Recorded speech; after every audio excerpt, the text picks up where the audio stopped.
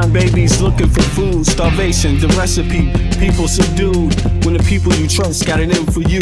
Deceit is the word of the day in every clue. Don't let it go, it's from the days of old. Time is up, but some still do not know. Can I make up my mind? Is it worth the dime? Do I have to take a minute just to make it mine? Life's never fair, but don't listen to the TV. Go out and take a listen to the streets with the people in the slums and the homeless bums with degrees and degrees sitting under a tree. It's not easy in the world for the poor man, the one that brought you to reality. See, they don't want you to know about the black sheep. Even 7 roads to the 12 families all around the globe with an ancient code. Is it really asking a lot to say a death old? Cause we sitting on the earth looking back at extinct, and I'm standing on some ground that's about to sink. I ain't scared for a minute, I ain't about to blink, but I documented for the world what I see and think. Feel we on the call and I feel we on the break. All Congress gonna do is waste paper and ink. Vote or die, you voted and you'll die. You can have it both ways, can't say it's a lie. You can march all you want, but they playing you wrong. They only understand war, it's the same old song. They want war,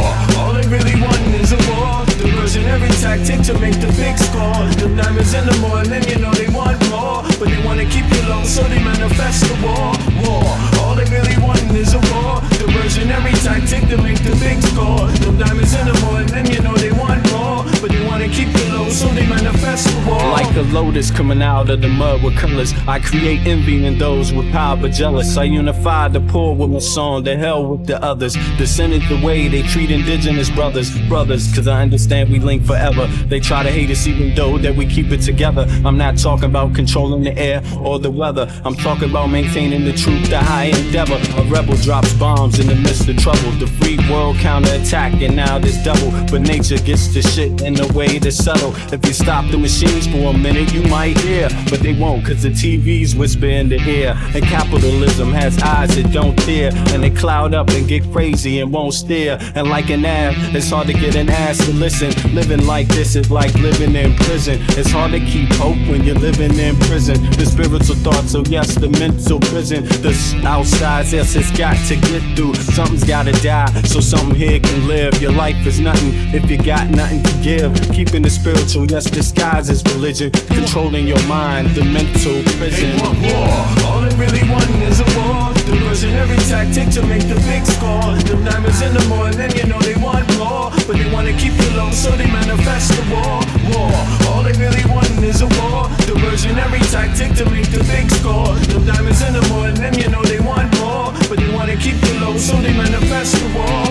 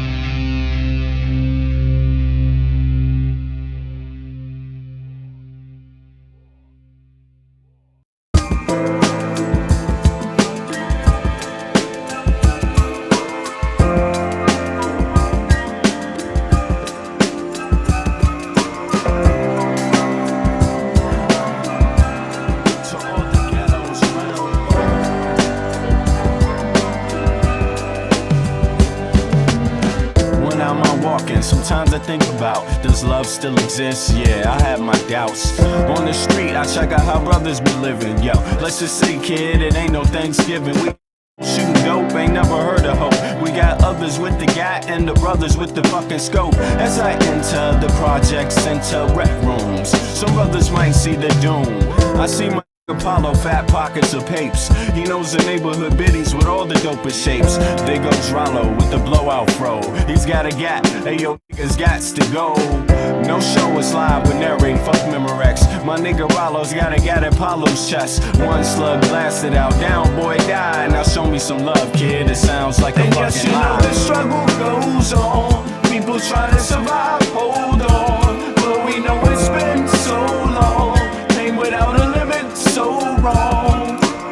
Sometimes I think how the world come to this. A place where every man and woman needs a therapist.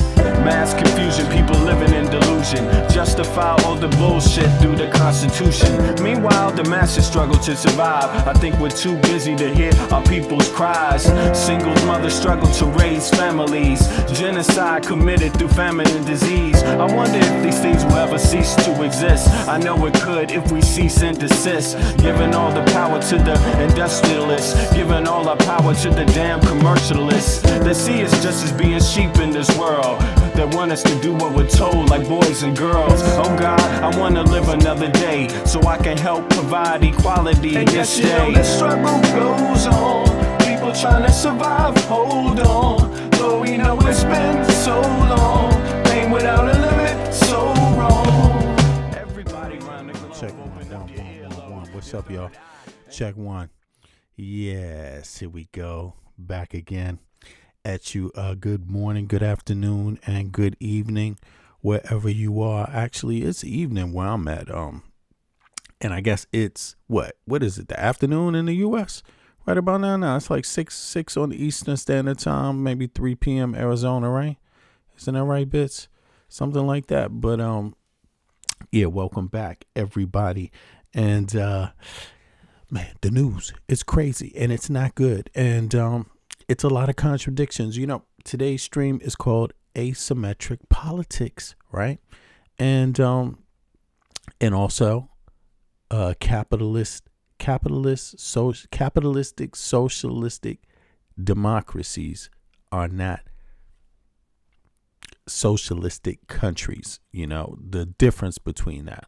And but we're going to cover that a little towards the end. Right. Oh, it's 4 p.m. in Arizona. Okay. Yeah. And exactly, because there's been a lot of talk about that since Mondami, and I'm glad to have that talk since Mondami, right, has what is it? Mondamni? Yeah, exactly. I hope I'm saying his name right. I've been screwing his name up. I'm so sorry. No, nothing personal, but I need to get that correct. But in any case, the whole concept of socialism has been coming up because of Mondami, right? And Mondani, and it's interesting how that comes out. I mean, it's always been this thing that's kind of been used like a spook term in the U.S. And so it's been around, but it's never really been defined clearly. What do people mean when they say that? What countries are they talking about? All types of things, you know, that are relevant. The details, some nuances, because you could call anything capitalistic. What does it mean exactly? What does your capitalism look like? What does your socialism look like? Or better yet, or any of those terms really, can they really be just simply applied one or the other? I mean, are there any purely capitalistic countries on earth? No. Are there any purely socialist countries on earth? There's a couple, but they're horrible. I mean, you know, as we've been pointing out, you know, but the purely capitalistic ones are just as horrible too. Straight up, right? They're just as horrible if you really want to get down to it. And the United States has never been a purely capitalistic country since when? Since before slavery? I mean, you know, it's been capitalist, but they've slowly been introducing these programs, you know, later on in the, you know, early turn of the century. They started implementing more socialist programs, you know. And so it's been a while, a couple of generations, you know. In fact, I guess you could say FDR really came down and put his foot down on that stuff. But let me see, who was really the first president to, or year, what was the first decade when they began the first programs? Let me see. The first programs in the USA start when? Let's see here. Let's find out. I mean, it's been happening. And, 19th century, exactly. In the early 19th century, early 20th century, late 19th century, right? So the late 1800s, early socialism and labor movements, right? That's Labor Party of America, right? 1877, SLP was founded and inspired by Marxist ideas. It advocated for workers' control over industry and labor reforms. In the 1880s, 1890s, labor unions and strikes grew, with socialist groups supporting workers' rights, better wages, and 8-hour workday, right? Early 1900s, progressives and socialist experiments. Eugene V. Debs, right? 1901 ran for president as the Socialist Party candidate, making a major political push for socialist ideas, right? 1912, Debs received over 900,000 votes, right? Showing strong support for socialist policies like public ownership of utilities. Let me see. Can I get this up on the screen so y'all can see what I'm reading? Is that here? Can y'all see this? Right. I think you can see this. Hold on, but better yet, can I do it like this? Is that better? Okay.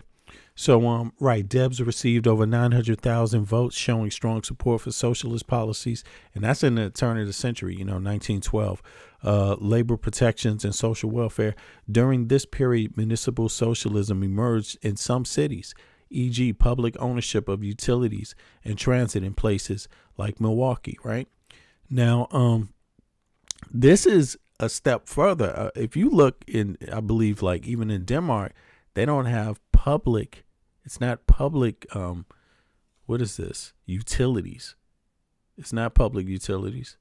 So when you think about, what people say and call, you should know that even in places that in theory you might think that you might describe them in your mind as socialist countries, but if you never really take the time to do the research, you won't know that, it's not actually like that 100%, right? So the question is, what is socialism technically and exactly? What do you mean when you say socialism? And what do you mean when you say capitalism? So in a place like Denmark, the economic engine is capitalistic. People create products and sell products for whatever they want, and they trade with anybody else and sell them anywhere else across the world or here, period. That's how it's done. The more money you make, obviously for anybody, the more taxes you pay, whether that's in volume or whether the tax rate increases, depending on how much you make. But, for example, myself in Denmark, I pay like 40% in taxes, right? I pay 40%, maybe just a little under 39% because of some deductions like for my kids and things like this, right? So, but what do you get in return for it? Healthcare is all built into that. Education is built into that. And a lot of other things are built into that, right? Not only that, but Denmark is very strong on labor unions, right? Now, but still, is that socialism? You see what I mean? And if you ask me, I would say, no, that's not actually socialism, because even if we go back to what was going on in the U.S. and what Americans might know as socialism, they're talking about something different here. They're actually talking about government. Look, here it is. What did it say? During this period, municipal socialism emerged in some cities, public ownership of utilities and transit in places like Milwaukee. Public. I'm not to say that Denmark doesn't have any public stuff, but look, you get on the transportation system is also, is also private. Let me see. The utility companies, transit companies, public and or private? Let's see here. I already pretty much have the answer. Look, you could say, all right, here it is. It says utilities, electricity, gas, water. Electricity and gas. Denmark has a combination of municipal owned and private companies. See, it has both. So is that socialistic? In a socialistic country, could you have private anything? You see? Right. So, I mean, the reason why I know this is because they all got different names. You could choose the one you want. Look, you want energy fume for heating over here, or you want Dong energy? You know, which one? You have a choice. It's not one. Oh, okay. Dong Energy says it's now publicly traded. Okay, it's publicly traded. Majority private investors. There it is. Energy fume municipality ownership. Okay, that's municipality ownership.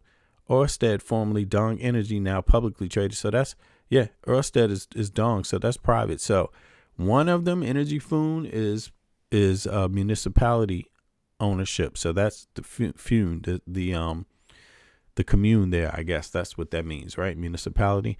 And right, so water, sewage, mostly public owned. Okay, here water, sewage is mostly public owned. I mean, but sewage is such an important thing to have.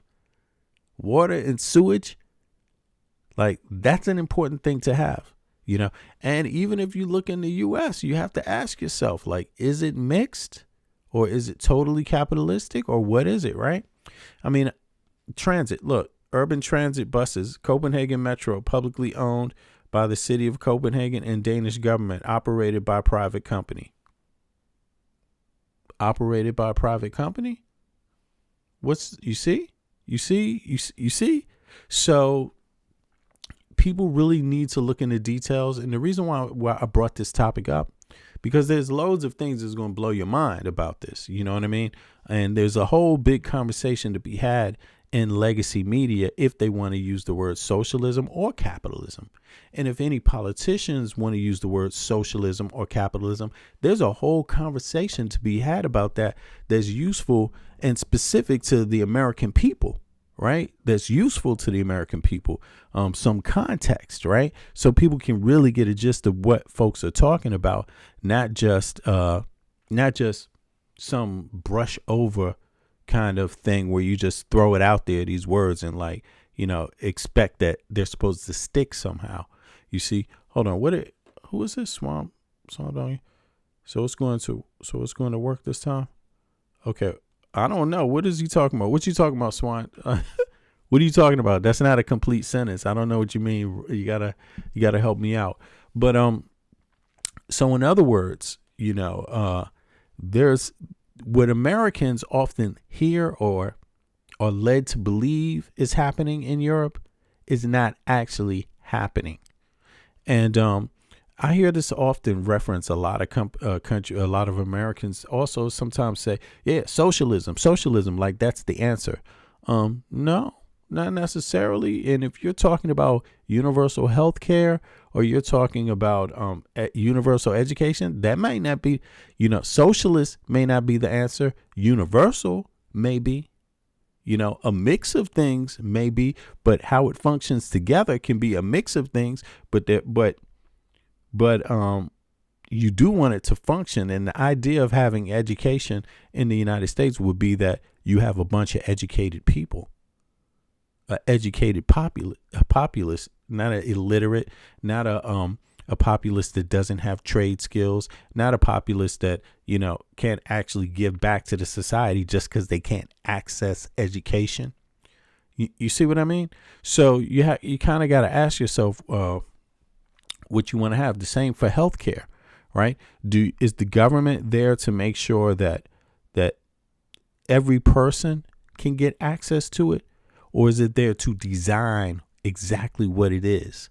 Is it there to promote and assist, or is it there to be the main, you know, the main construct operating? You see what I'm saying? The main design. So I think in a lot of the countries that people say are socialistic, they really don't mean what they think they mean. You know, they actually mean, no, it's just that it's operated in a way to where everyone can access it. You see, but that's generally what a lot of Americans talk about when they speak of Europe, right? They don't realize that, no, they're actually capitalistic countries. They're capitalist, socialist democracies, so they have a mixture, right?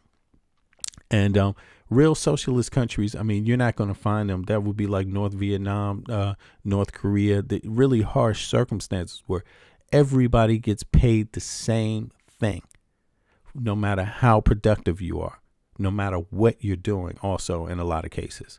You see what I mean? So that's different. And the reason why that's an important conversation to have is because, look, if people don't feel like they're being compensated for their productivity, they're likely to be less productive. And I agree with that. I think a lot of people, when you really look at it that way, you could easily see how that could be. But it still doesn't mean that just because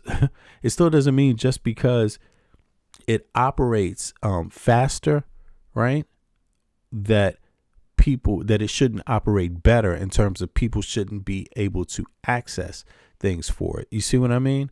Like, so it shouldn't be unreasonable. It shouldn't be extreme, right? Because then it's unproductive also on the other side. You're then beating down people, like, what is the purpose then? You see? So, yeah, in any case, I want to get into that later, but I just thought it would be good to talk about that a little bit.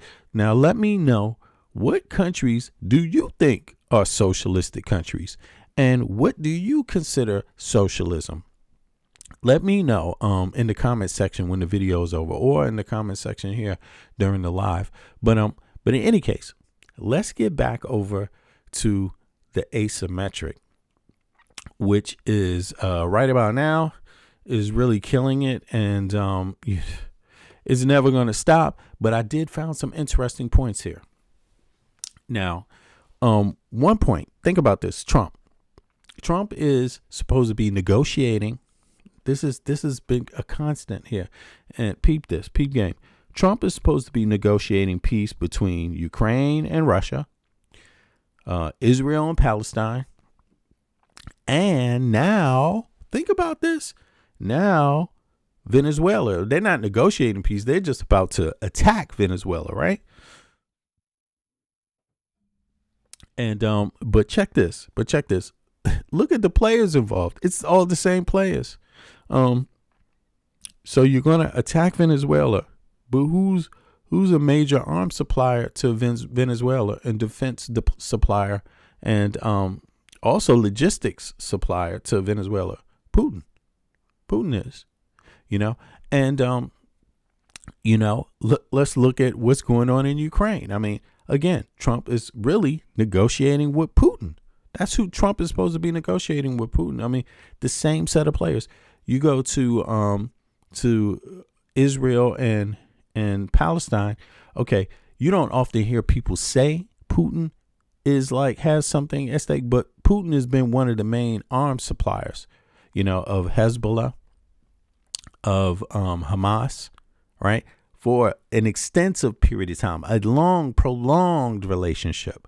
You see what I mean? Also a weapons supplier to Iran, largely for some time, right? So,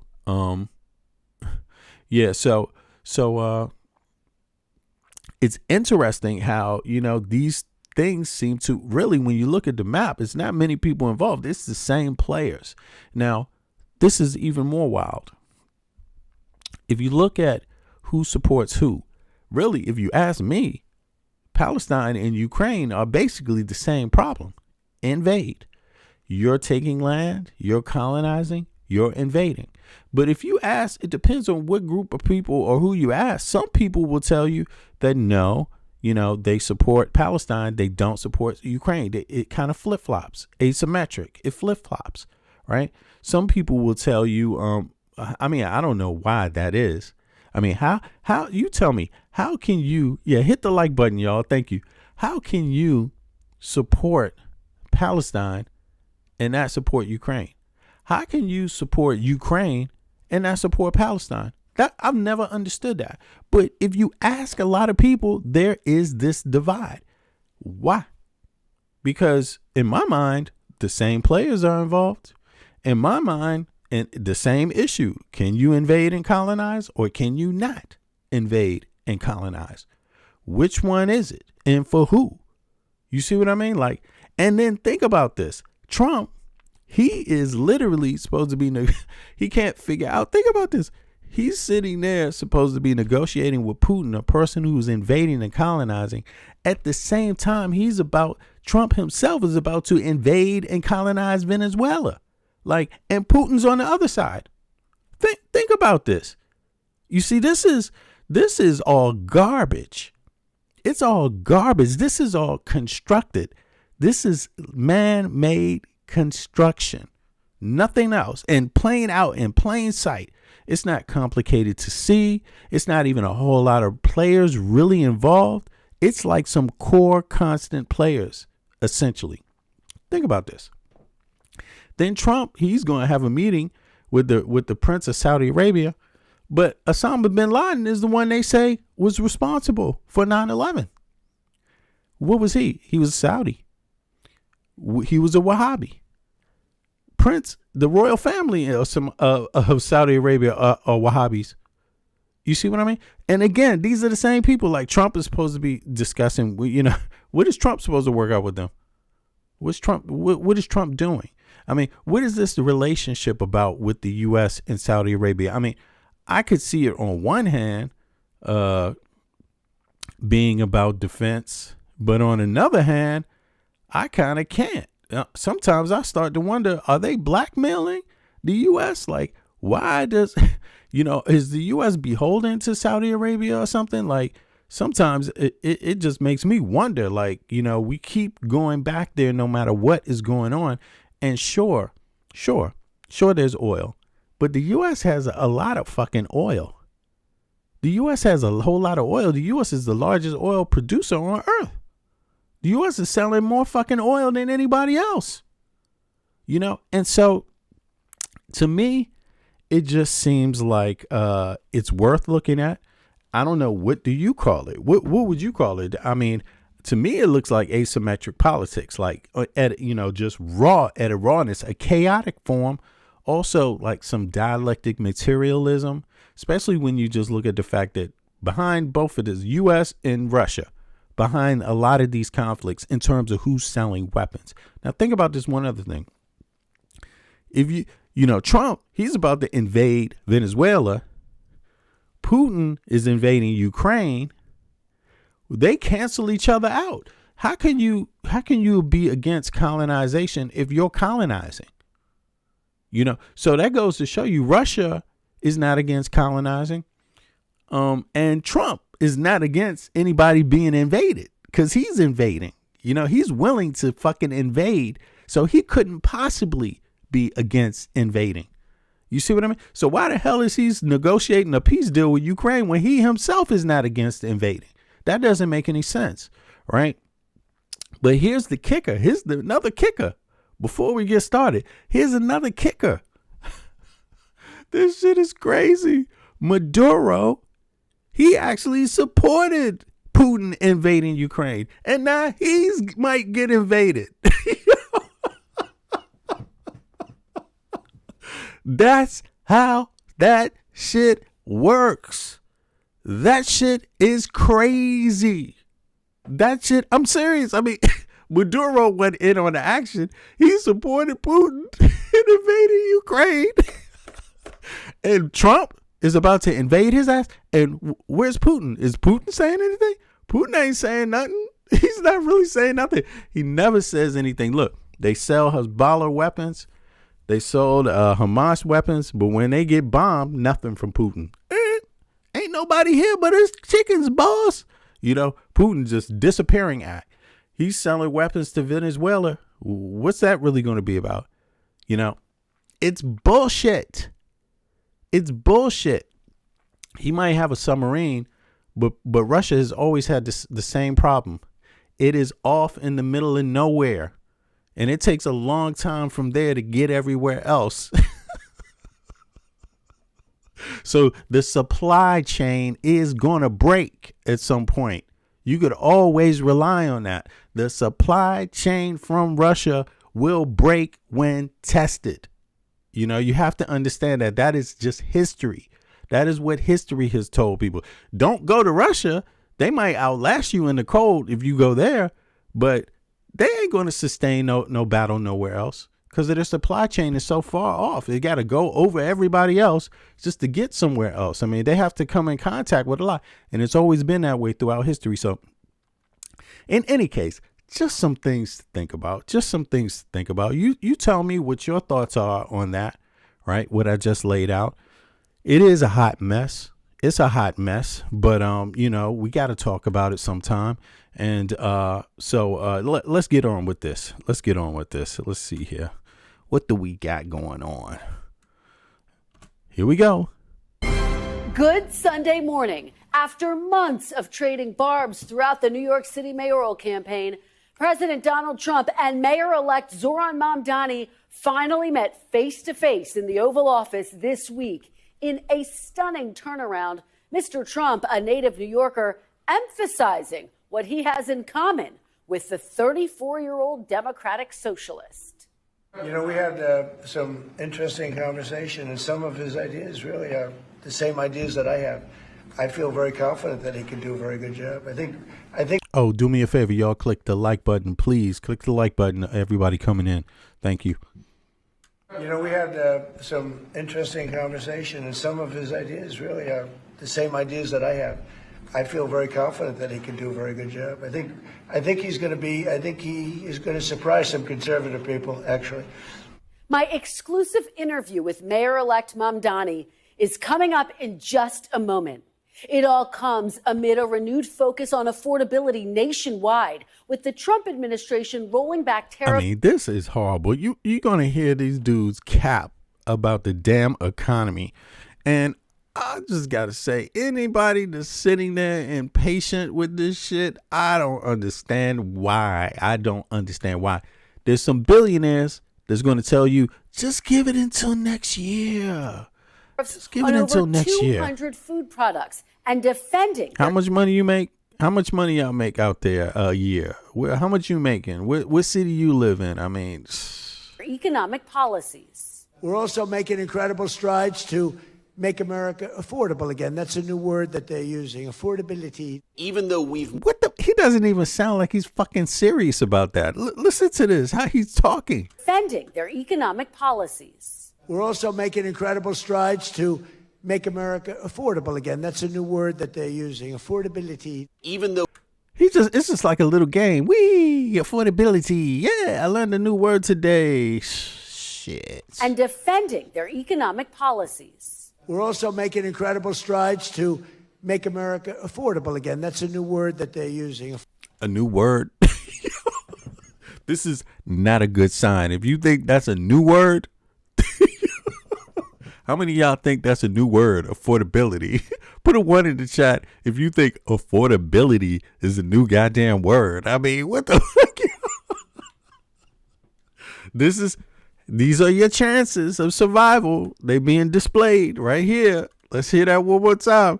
The genius is at the helm. Guess who's on the wheel tonight? 100 food products and defending their economic policies. Guess who's driving the bus? We're also making incredible strides to make America affordable again. That's a new word that they're using, affordability. I mean, you got to laugh at this shit a little bit because it's horrible. It's scary. You know what I'm saying? Trump is driving the bus, y'all. One more time. Here we go. And defending their economic policies. We're also making incredible strides to make America affordable again. That's a new word that they're using, affordability. Wee! Affordability, y'all. Hey, can you spell it? Trump would be like, what the fuck? You just got me. Even though we've made incredible progress, we understand that there's a lot more work to do. And the thing that I'd ask for. Here's the Mr. Gaslighter. You must be dumb, and so I'm going to talk to you like you're dumb. Okay, just because you are dumb, because you're listening America to me. Affordable again. Shit. That's a new word that they're using. Affordability. Even though we've made incredible progress, we understand that there's a lot more work to do.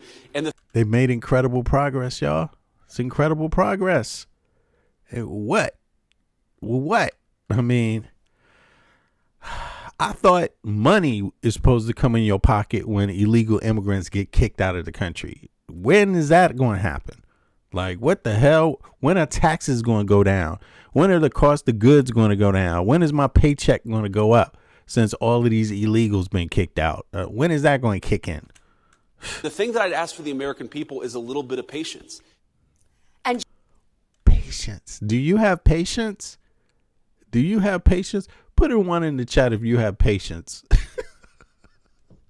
Because I ain't got no goddamn patience. And I now, don't get me wrong, I can be patient, but if it's up to me, no. Why the hell would I want patience? What are you talking about, man? You got $1 billion. You're supposed to make this shit work. You're an expert. Get busy or don't touch it. You know? It's like, what is going on with this? They're telling you to be patient again. They telling you to be. If you could be patient, go for it. I say go for it. But I tell you what. Thank God. I'm patient. I'm patient as long as shit works. You could be patient when shit don't work.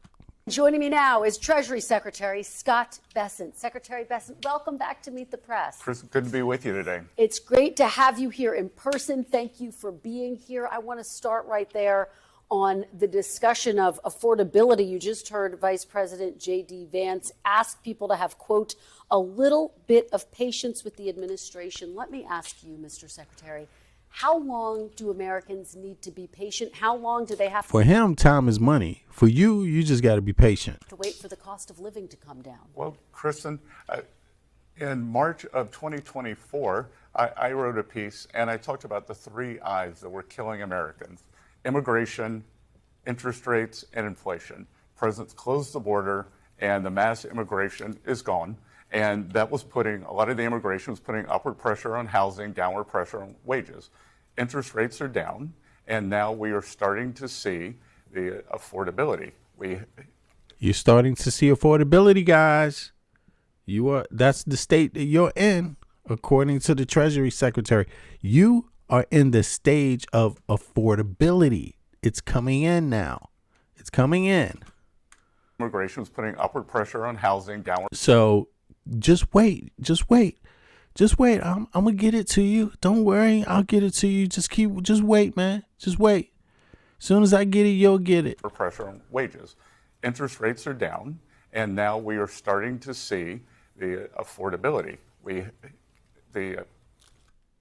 Starting to see affordability. Prices get better. What is he fucking wages? This dude, he's got a glitch going on. What the hell? And that was putting, a lot of the immigration was putting upward pressure on housing, downward pressure on wages. Interest rates are down, and now we are starting to see the affordability. The prices get better. What the fuck? What is that? What's going on? Is he stuttering? Like, is he lying? So he's so nervous. You know, he can't even get the shit out of his mouth. Let me see here. Now we are starting to see the affordability. The prices, affordability. The afford down. And now we are starting to see that new word. That word Trump never knew before. It was a new word. What's that word called? The affordability. It's a goddamn new word to Trump.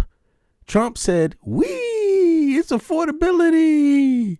That was goddamn amazing. I'm like, what the hell? Listen to Trump. Here's Trump. Trump said it himself. He was like, it's a new word. Here we go. Strides to make America affordable again. That's a new word that they're using, affordability. Even though we've affordability, that's amazing. A very big October for home sales. Energy. All right, let's see here. What do you got? How long do they have to wait for the cost of living? How long do y'all have to wait? See, you're waiting. You're in the process of waiting, and she's asking, how long will they have to wait? So, and he's the guy that knows, and he's the guy that's responsible for telling you, and he's the guy that you pay out of your pocket every time you go to work. living to come down? Well, Kristen, in March of 2024, I wrote a piece and I talked about the three I's that were killing Americans: immigration, interest rates, and inflation. Presidents closed the border. Notice she said when, how long, okay? That was the question, how long? And the mass immigration is gone.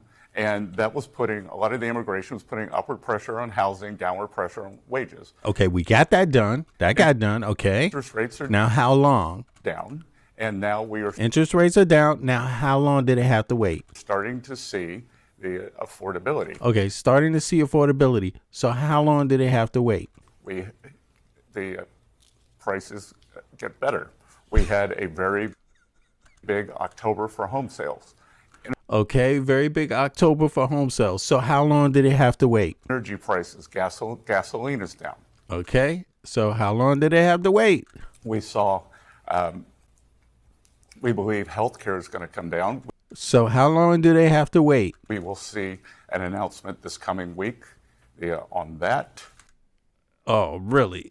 Somehow I don't believe that. But and so across the board, prices are starting to come down. We're having so you guys are getting what you worked for. You don't have to wait, apparently. According to him, you getting it right now.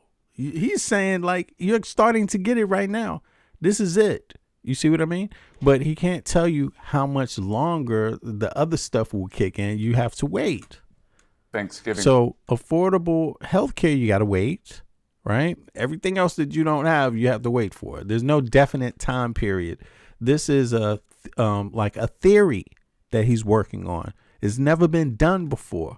So it's a theory, but in, theoretical terms, which is what you apparently pay him for, theory, not actual guarantees. I guess you're starting to see some things going good. Week. This will be. I mean, you would have to tell me because I don't know. I don't live in the U.S. So the lowest cost for a Thanksgiving dinner in 4 years. Turkey prices are the lowest cost of Thanksgiving dinner in how many years?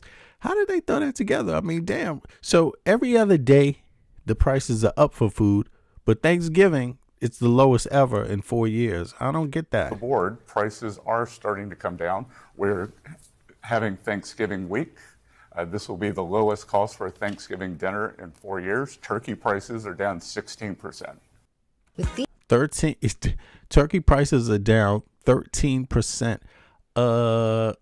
Nothing he told me seemed to really register, to be honest. I'm not really interested in how much fucking turkeys are. To me, it seemed like he didn't say a whole lot of nothing.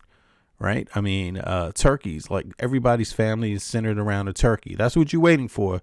You guys, as long as y'all get a cheap turkey, you're happy. And yet some prices are going up. Of course, we have seen prices increasing on staples like coffee, bananas, bacon. Is that a lie or is that true? Coffee, bananas, bacon. Do anybody in the chat eat coffee, drink coffee? Bacon and what else? Bananas. Put a 1 in the chat if you consume either of those things. Inflation has gone up. It's at 3% now, up from 2% in April when the tariffs were imposed. No. They weren't. So inflation hasn't gone up. And Kristen, the one thing so inflation hasn't gone up. That's incorrect. That's a lie. So whatever it is you're feeling out there, it's not because of the inflation. What we're not going to do is do what the Biden administration did and tell the American people they don't know how they feel. They are traumatized, and over the Biden inflation, we have slowed inflation, and we are working very hard to bring it down. Kristen, I can tell you that the Council on Economic Advisors has a study. The best way to bring your inflation rate down? Move from a blue state to a red state. Hey, in case you're wondering, the best way to bring, according to this dude, the best way to bring your inflation down is to move from a blue state to a red state. So pack up your bags and move to a red state. That's the advice of Scott Bessent. The Treasury Secretary. That was some economic advice. That was that's expert economic advice. And so that's like he had to go to fucking school to learn that shit. Like, damn. I could have heard that from somebody on the street corner and shit. He's just like, by the way, shh, don't tell anybody, but my professor told me this. Here's one way that's guaranteed to work. Just move from a blue state to a red state, and that's how you bring down inflation. Blue state inflation is 0.5% higher, and that is because they don't deregulate. Because they woke. They keep prices up. Energy is higher. They don't deregulate. Prices are up. Energy is higher. He's not even a good goddamn liar. Look at this. He's smiling while he closes his goddamn eyes. He's like, man, I'm embarrassed to even say this. Let me close my damn eyes on everybody. Like, I can't even look at myself in the mirror. Look at this. This is just bingo. There he is.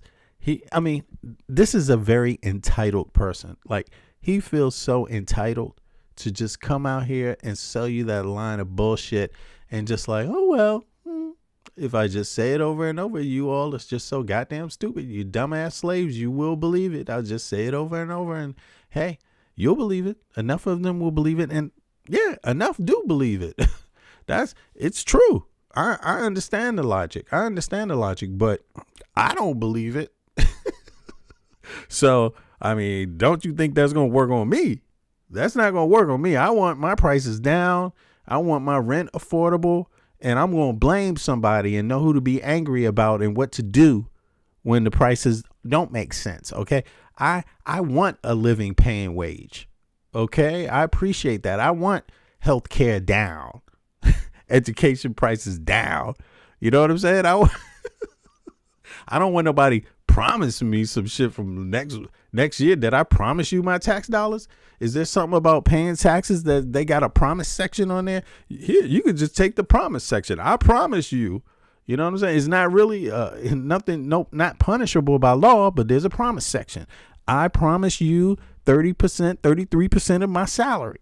You know what I'm saying? Everything. Fuck it. Just up front. That way you don't have to take sales tax here. You don't have to take state here. Just get it all out. You know what I mean? But it's only a promise. It's not guaranteed.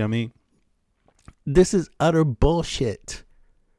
Fire this motherfucker and get a machine to do whatever he's doing. Really, I hate to say that because I'm usually against that. But if you're going to have people up here bullshitting you like this, then you may as well get a computer. You know what I'm saying? Because he is not giving you any math. He's not giving you any calculations. He's just making it all up. This is garbage. You could have literally gone to a witch doctor. No pun to witch doctors. But you could have just gone to a witch doctor and just had him throw the bones and shit and just, you must have had this and that. You can move from a blue state to a red state. That'll keep you, like, what the fuck? What kind of fucking advice is this? What kind of damn advice is this? What's going on with this dude, man? What the hell? Like, where the hell they get this dude from, man? Like, damn, he is giving you the foolish advice. Every bit of advice he gave you, he would never follow himself. Not at all, man. He is happy to go out there and lie for Trump because he's getting something on the back end. He's getting all his little business things done. Just he's in position because he's willing to lie to you. That's fucking foul. But what's even more crazy is a lot of people are thanking him. Like, thank you, Jeffrey Bezos. Thank you. Thank you for your dumbass advice. And they're happy to see him scamming on the back end. I don't get it. It's really pathetic. It's really pathetic. But, oh, well.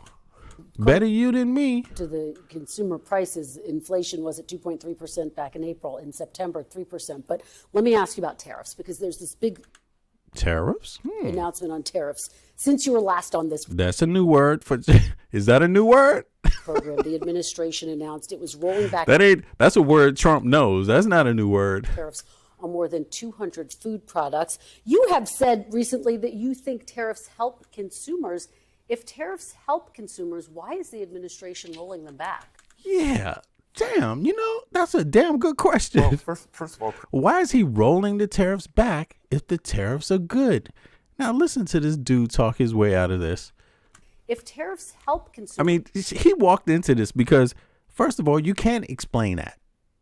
But he's going to insist that, no, I have to explain this and I have to argue for Trump no matter how fucking ridiculous it sounds and how mathematically incorrect it is, just irrational it is. I'm going to say it anyway. Why is the administration rolling them back? well, first of all, Kristen, if you look at the data, that imported goods, the inflation has actually been flat. Inflation is up because of the service economy and services, so that has nothing to do with tariffs. And many of the food items where the inflation is coming down, the U.S. What the? When did they just make that up? When did they just make that up? Because when Trump was doing these tariffs, he was saying, hey, it's better. Even if the prices go up, that's a short-term effect. That's what he was saying. That's what he was saying. We need to make more, we need to manufacture more things until we manufacture more things, but we need the tariffs. Otherwise, people won't make products here. And now he just changed his whole story. is up because of the service. Now it's the service economy. First of all, Kristen, if you look at the data, that imported goods, the inflation has actually been flat. Inflation is up because of the service economy and services, so that has nothing to do with tariffs. And many of the food items where the inflation is coming down, the USTR has been working very hard on trade deals, and the trade deals that have been in the works for 6 or 8 months coincide with many Latin American, Central American countries where the foodstuffs you just named come from.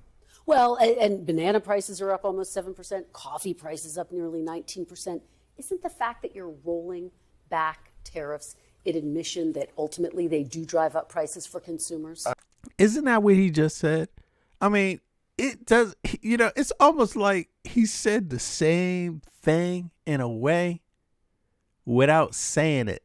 You know what I mean? But this is a long ass statement. That's why the statement took so long. Let me rewind this shit. This shit is crazy. And in the works for 6 or 8 months coincide with many Latin American, Central American countries where the foodstuffs you just named come from. One more time. To do with has nothing to do with tariffs. It's not the tariffs. We tariff those countries, but that's not what it is. It's something else going on with those countries. Here it is. Imported goods, the inflation has actually been flat. Inflation is up because of the service economy and services. So that service economy? Okay, what exactly with the service economy? Has nothing. Is it that they're serving food? To do with tariffs. And many of the food items. Bananas, maybe? Where the inflation is coming down, the USTR has been working very hard on trade deals, and the trade deals that have been in the works for 6 or 8 months coincide with many Latin American, Central American countries where the foodstuffs you just named come from. This is, I'm sorry, but this is look at this guy's face. Look at his face when he said that. Oh my God. Here it is. Is this if somebody came up to you and told you anything remotely like that and had this face, would you believe them? Would you take their advice? I mean, I'm just curious about it. Because I heard what he said, and that was a load of bullshit. That is garbage, what he just said. But even if you didn't understand what he just said, look at his damn face. He doesn't even look convinced himself. He's not even trying to sell you that. He's got that, I know it's bullshit, but I got to say it look on his face. Well, and banana prices are up almost 7%, coffee prices up nearly 19%. Isn't the fact that you're rolling back tariffs an admission that ultimately they do drive up prices for consumers? Kristen, how much does your arm weigh? That I do not know. Exactly. But you know how much you weigh. You get on the scale every morning. Inflation is a composite number, and we look at everything. So we try to push down the things we can control. And as I Except every expert already said that was going to happen. You know, so if Trump does this and this and this, and he went and did it, and that's exactly what happened, you know, and now he's trying to say, no, it didn't happen because of that. It's happening because of another reason, but just wait, we'll fix it. said that we are working on the energy prices are down, and everything flows from that. And I think we're going to see these other prices come down. And again, I think is the operative word. I think. So this is what you're owed because you pay his salary. Everybody that pays taxes in the U.S. pays this man's salary. If you pay federal payroll taxes or whatever federal taxes, you're paying this guy's salary, right? And this is his advice. This is his explanation for the economy. Man, if you're any banking institution, any financer, any person that is works in the economics, man, you see the red flags all in everything he's saying. He's basically saying, y'all, our shit is fucked up and something is about to happen bad. That's basically what he's saying. This is really what he's saying. There's nothing confident about anything. He's saying, just believe and it will happen. That's it. Again, many of these goods were part of trade deals with countries that have been in the works for months. Sure, very quickly, come down in a matter of weeks, months? Sorry? Weeks or months? You said the prices will come down in weeks or months? Some are going to come down in weeks. Some are going to come down. Oh, my God. Weeks and months. Some are going to come down in weeks. Some are going to come down in months. Oh, boy. I mean, that's what she started off asking. When? And he just like went on a tirade. I actually even forgot that was her question. And I even tried to put focus on it. Like, that's the question. When? So when? And look, still at the end. This is 15 minutes later. Still. So when? In 2 months. And then now he starts answering. Very quickly, come down in a matter of weeks, months? Sorry? Weeks or months? You said the prices will come down in weeks or months? Some are going to come down in weeks. Some are going to come down in months. We just had in terms of affordability, So months. So that's a year? Is that 5 years? Is that 6 months? How many months? Just had the best month in the housing market due to affordability, due to increased supply in October. Best October in 3 years. Best month since February. Let me ask you big picture. I'm just going to tell y'all, that's not what's going on. I mean, I'm not stupid. I'm watching the stock market every day. That's not what's happening. And I don't know why the hell he would say that. I don't know why he would say that. But yeah, that's not accurate. Look, let me see something here.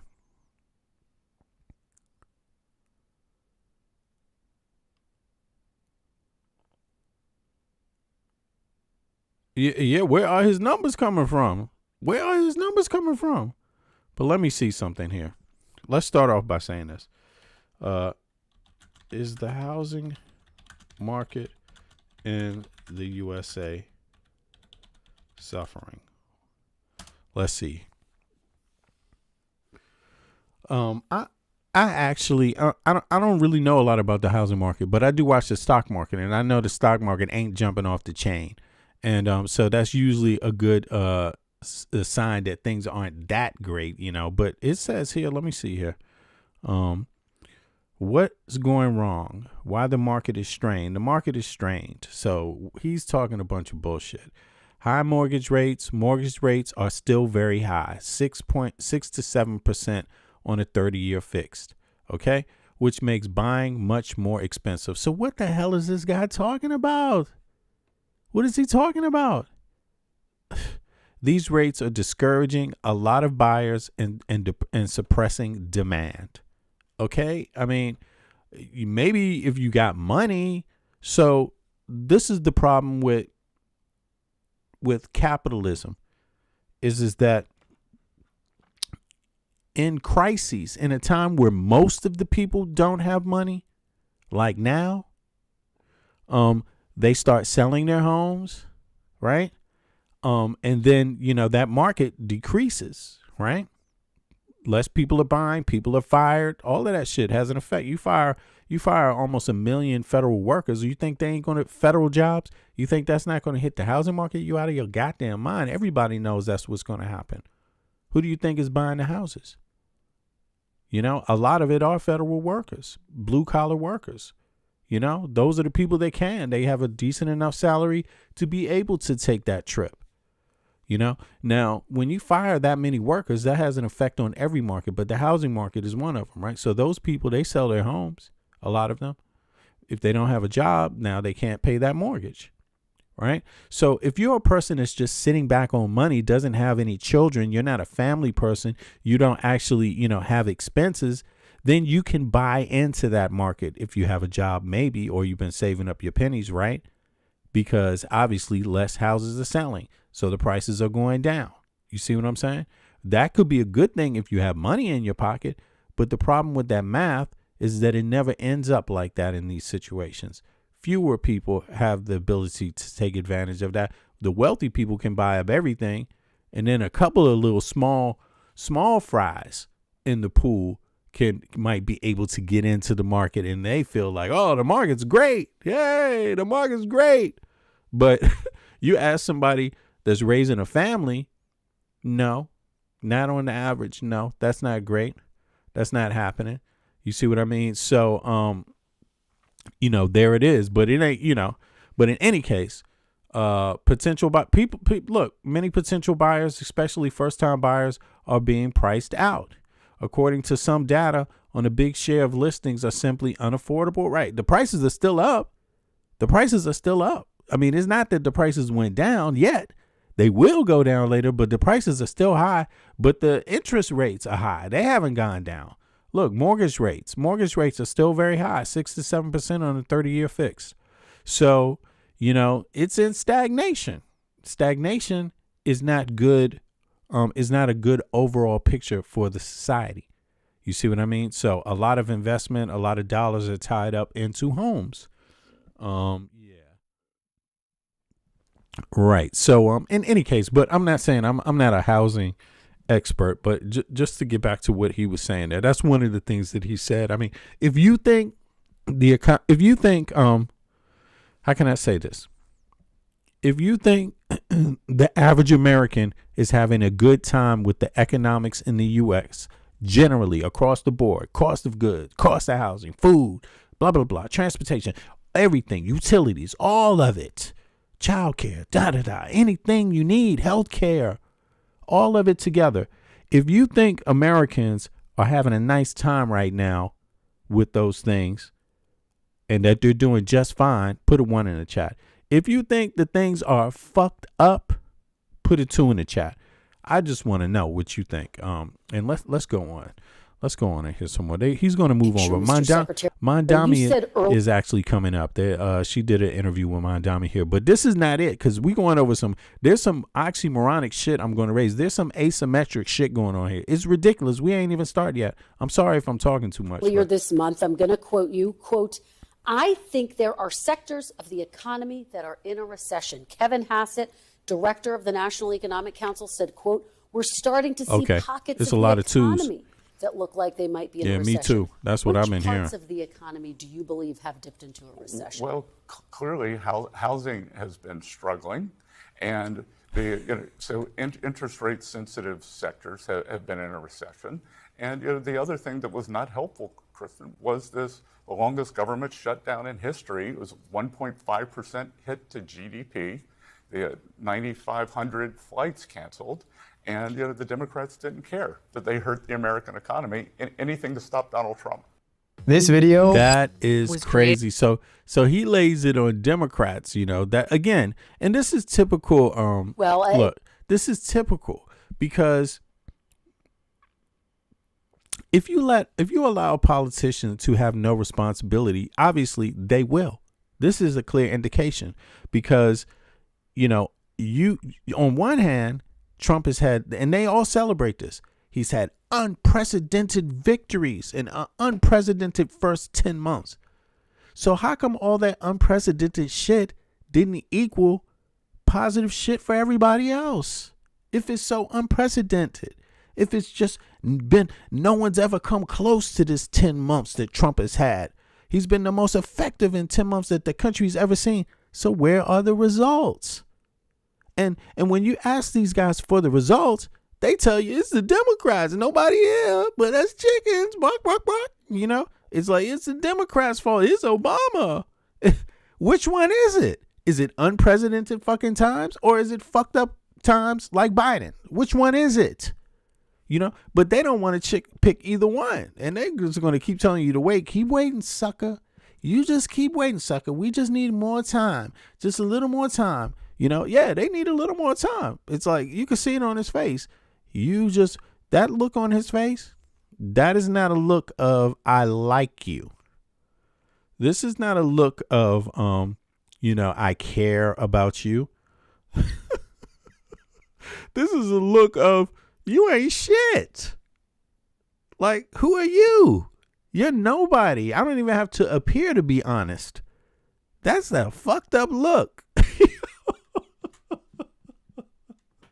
That's Jeff Besson. He doesn't even care if he doesn't look at the slightest believable, caring, concerned, nothing.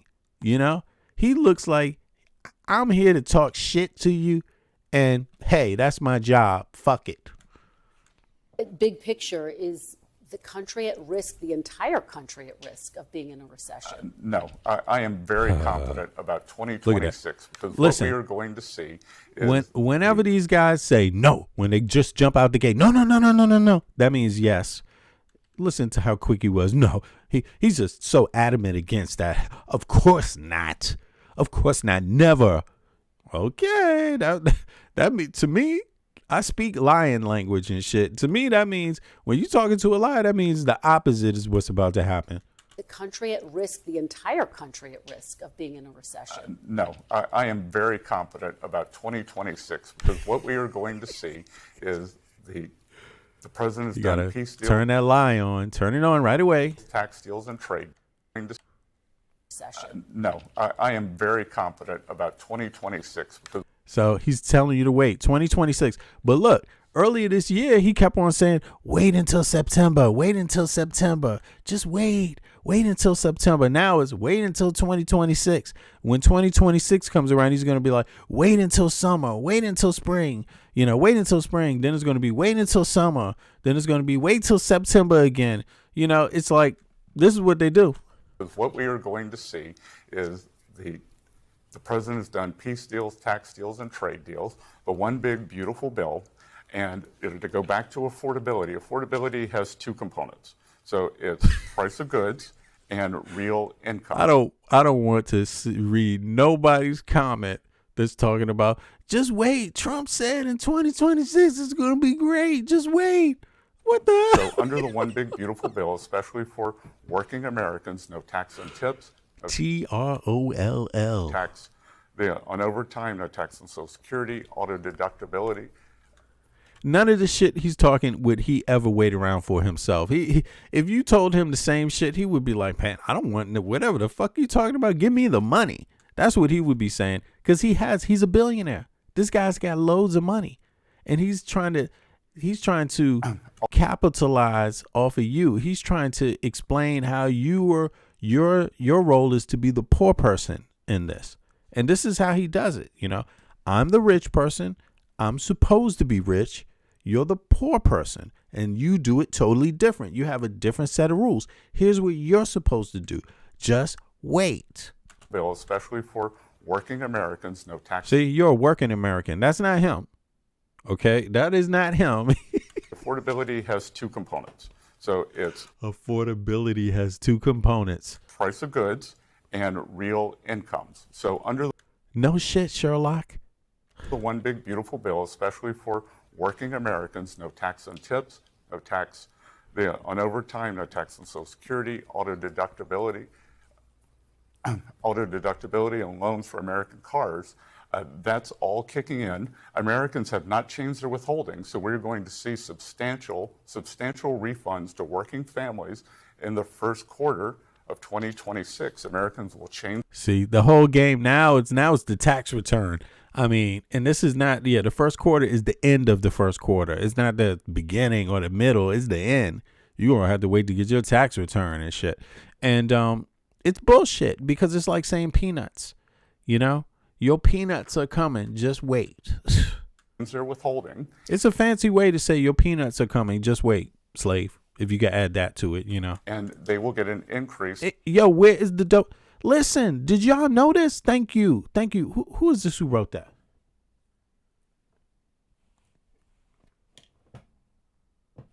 Gruxlian, right? Is that what that is? Did I pronounce that right? Hold on, let me see here. Who wrote that? Yo, do you know Doge has been canceled already 6 months in advance? Doge has been canceled, y'all. Doge has been canceled. Did y'all hear that? Did y'all know that? Doge is finished. Look, hold on. Let me pull that damn article up right here. 2 seconds. I'm going to pull that up for y'all. I already did earlier, but let me see here.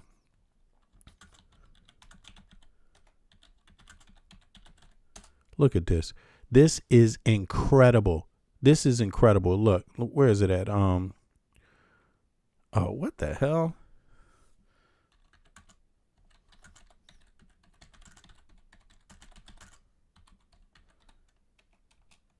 Okay. Right. Check this out. It's been disbanded ahead of schedule. Let me pull this one up real quick. Is that here? So y'all can see it. Boom. And then let me remove this. All right. Yeah. It's been disbanded, y'all, here. Good question. Yep. That Doge, the Department of Government Efficiency, appears to be ending early. What's going on with DOE, the Government Efficiency Department? 1. Disbanded. Ahead of schedule, according to multiple reports, e.g. Reuters, the Office of Personnel Management, OPM, says Doge doesn't exist anymore as a centralized entity. Investing.com, it was supposed to run until July 4th, 2026, per its founding executive order. The White House, but now many of its functions have been absorbed into OPM. Investing.com too. Leadership changes. Elon Musk has left Doge. Venues.com, some of the staff have moved to other parts of government. Fortune, for example, Joe Gebbia, Airbnb co-founder, is now involved in a national design studio for redesigning government websites. TheStar.com.mi3. Mandate was temporary. The original executive order established Doge as a temporary organization. The White House, it specifically said the U.S. Doge Service Temporary Organization would terminate on July 4, 2026. Off the press, the early fade-out suggests that the centralized temp org is being shut down, while some core mission or principles may live on in other agencies. Fortune. What this means. Doge is not fully active anymore as a standalone centralized bureau, but its goals and some of its work may continue, but just under different structures, like through OPM or embedded teams in other agencies. Time. People involved in Doge are being redistributed into other federal roles. The Independent. If you like, I can pull together a timeline of Doge's rise and fall, including its major actions, controversies. Right, so Doge is out of the picture now. Doge is completely out of the picture, and they don't have anything to do with nothing anymore. And that is wild. You know, that's really, really wild, but it is what it is. They didn't say goodbye, you know. Never can say goodbye. You know what I'm saying? They were just like, see ya. They didn't even say that. They just slammed the door. Get the fuck out. We out of here. You know, that's what it is. That's what it is. And this guy's now telling people about the economy, you know. I mean, you can't go on anything this administration promises in terms of economy, in terms of working class people, and they have nothing coming. See, here's the thing. Project 2025 was adamantly, totally against all of those things in the first place. They're against it. Their whole thing was about cut the budget, cut down, cut to give the tax breaks to the rich. So somebody has to pay for it. So yeah, they gutted it. They gutted a lot of this stuff, and they came in with the intention of gutting social services. So the idea that you would get something from them doesn't even make sense, because whatever you get from them will be at the expense of something even greater that they cut. You know what I mean? That was their plan. That's what they've been executing, and that's really what they said they would do, you know, pretty much. So the trade deals that we've done, I was just at my hometown, Charleston, South Carolina. Boeing is expanding their Dreamliner plant, 1,000 new jobs, and I think we're going to see these plant openings every week. I am very, very optimistic on 2026. We have set the table for a very strong, non-inflationary growth economy. Okay. You know, it's rare to hear, you know, Treasury Secretary like speak about these projects like this. You know, it's not too often you hear them do this. You know, so that tells me he's pretty desperate. Like, he's trying to connect with people, with the public. He's obviously sent here to calm down the public, you know, basically. But yeah, I don't buy it. I don't buy the shit. Let me ask you about the big news on the world stage. You just talked about the president's peace deals. Let's talk about Ukraine. U.S. lawmakers on both sides of the aisle. What the hell does he have to do with Ukraine? Who I've spoken to say the peace plan for Russia and Ukraine, as written, only benefits Russia. Let me ask you simply, Mr. Secretary, was this 28-point plan written by Russia? I have no information on that, Kristen, but I can tell you, I am the highest ranking U.S. official to have visited Ukraine. I went last February. And when I went last February, I went with an economic cooperation agreement between the U.S. The world is laughing at the U.S. right now with this. I mean, all the other leaders, everyone else except Trump, is saying the exact opposite. And Ukraine. Even Putin, even the Russians are laughing at Trump right now. There was a leaked, actually, damn, why don't we just go to this? There's a leaked, what was it? It was a post. Look, there was supposed to be a private DM that one of the negotiators, league negotiators, was sending. And that got out. He sent it as a post instead of a DM. That got out. And in the DM, allegedly, it says that this is the Russian, even though it was a post, this is the Russian proposal, right? Now they flipped the script in the U.S. Now they're trying to say, no. It wasn't the Russian proposal. It was our proposal. Like, so they have people saying two different things publicly. Like, it's crazy, actually. Let's get on with the rest of this. I mean, hold on. I wanted to see, she talked about my endowment real quick.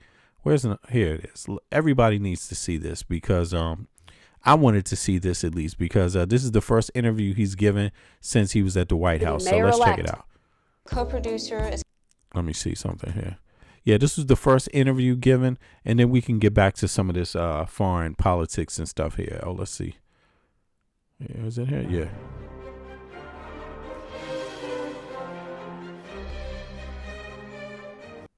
Skal du til at bygge din hjemmeside i WordPress?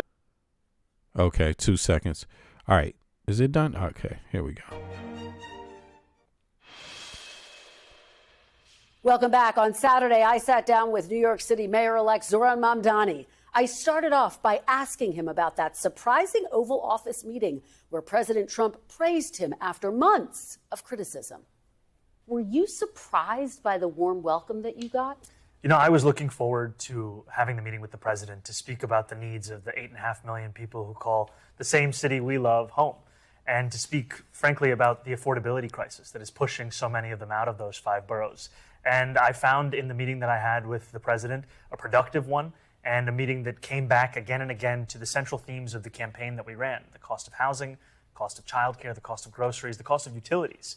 And it showed that this is an opportunity to now start to deliver so that people can do more than just aspire to struggle in New York City, but actually to be able to live there. But did you expect it to be so chummy? What was going through your head when you were standing there? You know, I thought again and again about what it would mean for New Yorkers if we could establish a productive relationship that would focus on the issues that those New Yorkers stay up late at night thinking about.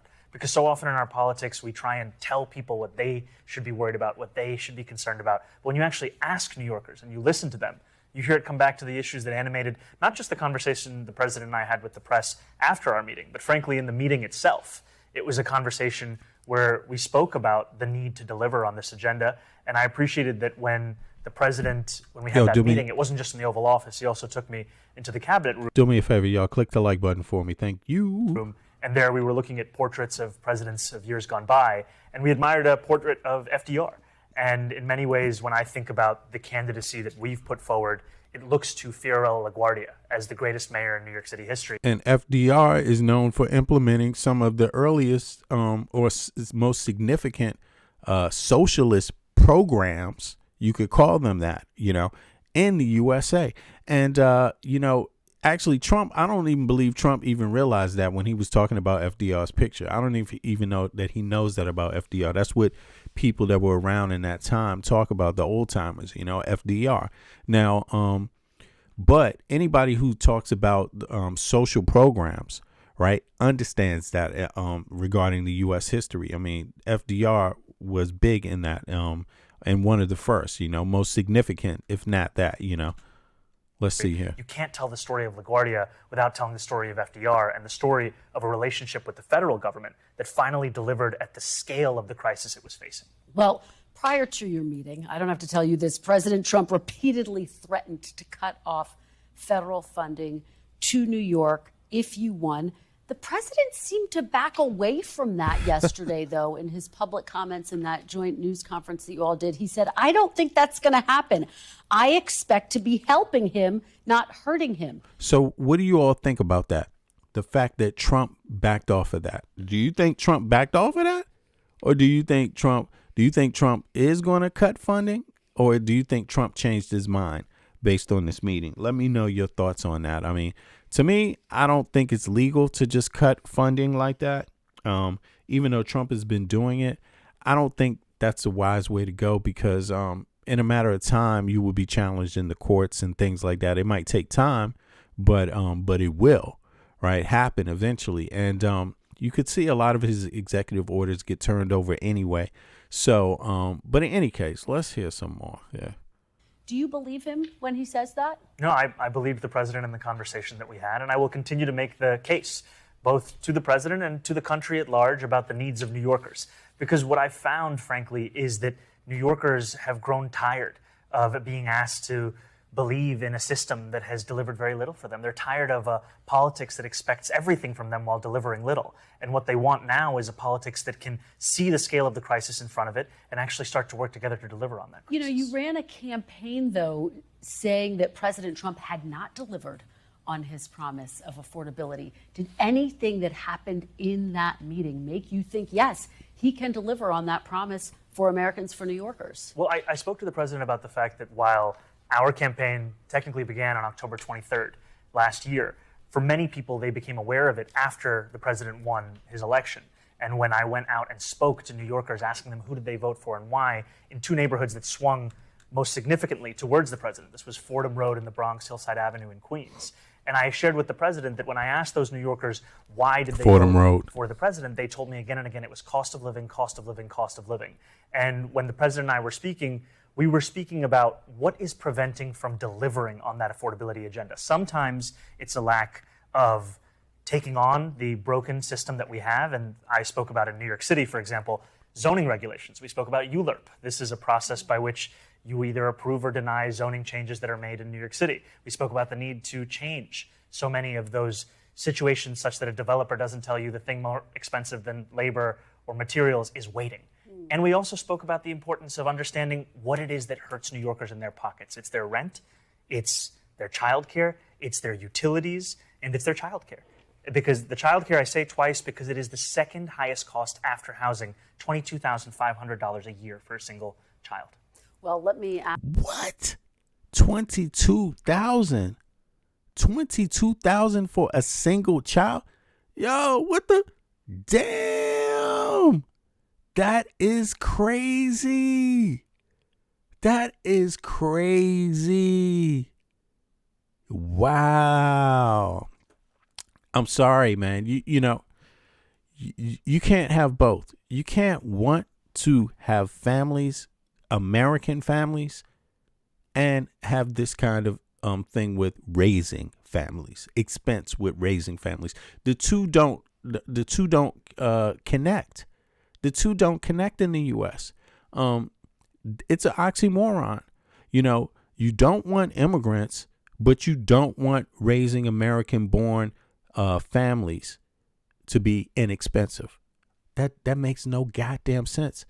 You know, yeah, this is another reason why someone like Mondami wins. And this is also another reason. This is also a reason why you're going to see more of these corporate media start lying about socialism. People need to get ahead of that battle when you know, and again, the topic of socialism is going to be big this election coming around, and it should stay big because Americans have fallen out of, I think, some sort of loop. You know, where when it comes to socialism, they don't understand, or socialist ideas, they don't understand it in practical terms. They think it's a big boogeyman thing. They don't even understand that their own country itself is not purely capitalistic. You see what I mean? Again, one of the biggest socialist projects on earth is the U.S. military. Yes. You know, and why? Because you want it to work. So you need everybody paying into it. So you know, it's balanced out. Every single person pays into it through their taxes. And that's what runs it. It's 100% run by US dollars, and it does its job extremely effectively when you don't fuck it up, right? Now, and put it in danger.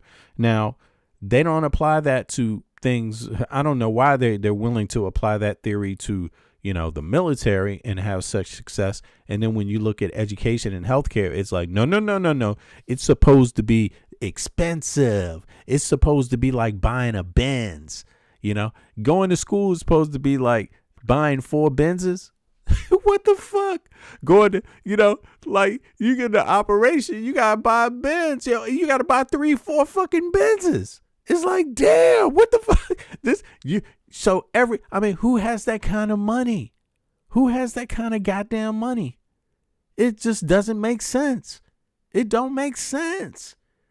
Again, it makes sense if you want to import educated people into your country and have them do all the important jobs. But if you want a country that you have American-born engineers, American-born scientists, American-born electricians, American-born lawyers, American-born all types of things, engineers for aviation, all types of shit, science. If you want Americans doing this shit, you got to get their ass in school. And they have to be healthy while they're in school. And the mothers and the fathers that are raising them have to be healthy too. Like, what the that's what it actually takes. You know, where do you think these people come from? You know, and it's almost like you think you pick up an engineer just off the corner from the street out of nowhere, just anywhere off the fucking street here. No, you have to put a lot of investment into it. You see what I mean? And so when you make things when the society works for everybody, you're producing more engineers, you're producing more doctors, you're producing more lawyers, you're producing more of everything. Because you have more of an opportunity to now. Instead of it being like something that is like slim pickings and only a few can afford, now you have an abundance of it. You see what I'm saying? So, this one, I think the United States and people, they're going to have to get a hold of this conversation. But in any case, let's flip it up now. Let's change it. I actually have gone to therapy. Let's see. Yeah. Mondami is great. I really like him. And I'm glad that he won that election. And I'm also glad that he had the courage to run. You know, I'm really, really happy he had the courage to run because it gives Americans an opportunity to talk and think about some things, have a new conversation about some of these ideas about public education, universal health care, not public education necessarily, but universal healthcare, universal education.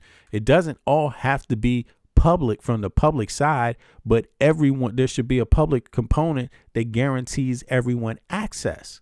You see what I mean? Like if you can pass the entry exam, you should have access to this class. You see what I mean? And that kind of thing. If you require healthcare, you should have access to it. Just period. You know, and call it whatever you want to call it. You can assist it partially through public funds. It can be done it can be managed by private companies too.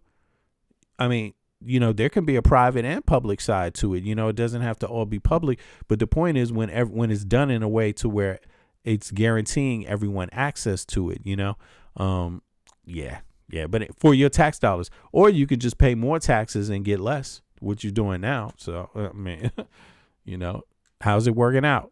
Play as he turned on one of his closest allies, blasted familiar foes, and heaped praise on former adversaries. I think you're going to have hopefully a really great mayor. The better he does, the happier I am. 34-year-old Democratic Socialist Zoran Mamdani, who President Trump once said would ruin his hometown, now receiving the president's approval. I feel very confident that he can do a very good job. The two even laughing their way through questions about their previous attacks. Are you affirming that you think President Trump is a fascist? I've spoken about... That's okay. You can just say yes. Okay. So, All right. Okay. Yeah. It's easier. It's easier than explaining it. I don't mind. That meeting came after President Trump started the week with a stunning show of support for Saudi Crown Prince Mohammed bin Salman from the Oval Office. What he's done is incredible in terms of human rights and everything else. The president leaping to the Crown Prince's defense over the 2018 murder of journalist Jamal Khashoggi. Your Royal Highness, the U.S. Yeah, this is just another example of how, for some reason, we have these politics that don't add up. I mean, you know, we're going to go to war against Venezuela, but we're going to, reward Saudi Arabia for what? You know, they killed a journalist, you know, and we're acting like that doesn't matter. You see what I mean? But I mean, it's not even just the journalists. There's a lot of problematic behavior there, but it's just the flip-flopping shit. Watch, there's more coming up. Watch, I'm going to show you. As soon as we come from here, watch, you're going to see. That you orchestrated the brutal murder of a journalist. 9/11 families are furious that you are here in the Oval Office. Why should Americans trust you? And the same to you, Mr. President. Now, who are you with? You hear that? Exactly. 9/11 families are furious that you're in here. Osama bin Laden was a Wahhabi from Saudi Arabia, you know, and he has him in the White House. And he's allegedly killed a journalist, you know, like seriously murdered a journalist. And that's not a inconsequential feat either, you know. But this is Trump. But this is Trump. On one hand, is he fighting? What's going on? You know, what is up with the MAGA base? They're inside the country. They're they're Islamophobic inside the country, but their leader is pro-Wahhabi. It's like, what the fuck? After President Trump started Trump is all over the place. That's what I'm saying. The MAGA is all over the place. All over the goddamn place. Week with a stunning show of support for Saudi Crown Prince Mohammed bin Salman from the Oval Office. What he's done is incredible in terms of human rights and everything else. The president leaping to the Crown Prince's defense over the 2018 murder of journalist Jamal Khashoggi. Your Royal Highness, the U.S. intelligence concluded that you... Hey, look, somebody said, McDarcy says, I'm not asking you to pay my way. I pay my own way, and you should too. Freedom is freedom. Yeah, but listen, why do you pay for the military? Why do you pay for the military? What good are they to you? What have they done for you? You know? I'm just curious, like, you know. I'm curious. I mean, you could say you've done stuff for people. I'm not saying they don't, but I just want to know, can you name something that they've done? Like something directly. What have they done? You know, what have they done? You know, but you pay for the military every day. What has Elon Musk done for you? You pay for him every day. What has Peter Thiel done for you? You pay for him every day in taxes. Why do you like paying for these people? What is it you're getting? What is it? Why is it okay for you to pay for that? You're willing to pay for that bullshit, but you're not willing to pay for healthcare. Again, I mean, the military is the biggest socialist project on earth. You know what I'm saying? The U.S. military. Why are you paying for that? Why are you happy to pay for that? And then yet you have the audacity to say you don't want to pay for somebody else's health care. That is the same damn thing. It's the same damn thing. Yeah. I mean, what's your issue with paying for somebody else's education? You pay for somebody else's protection in the country. You do that collectively. What's the difference? Why don't you just stop doing that? You know, I mean, that's all I'm saying.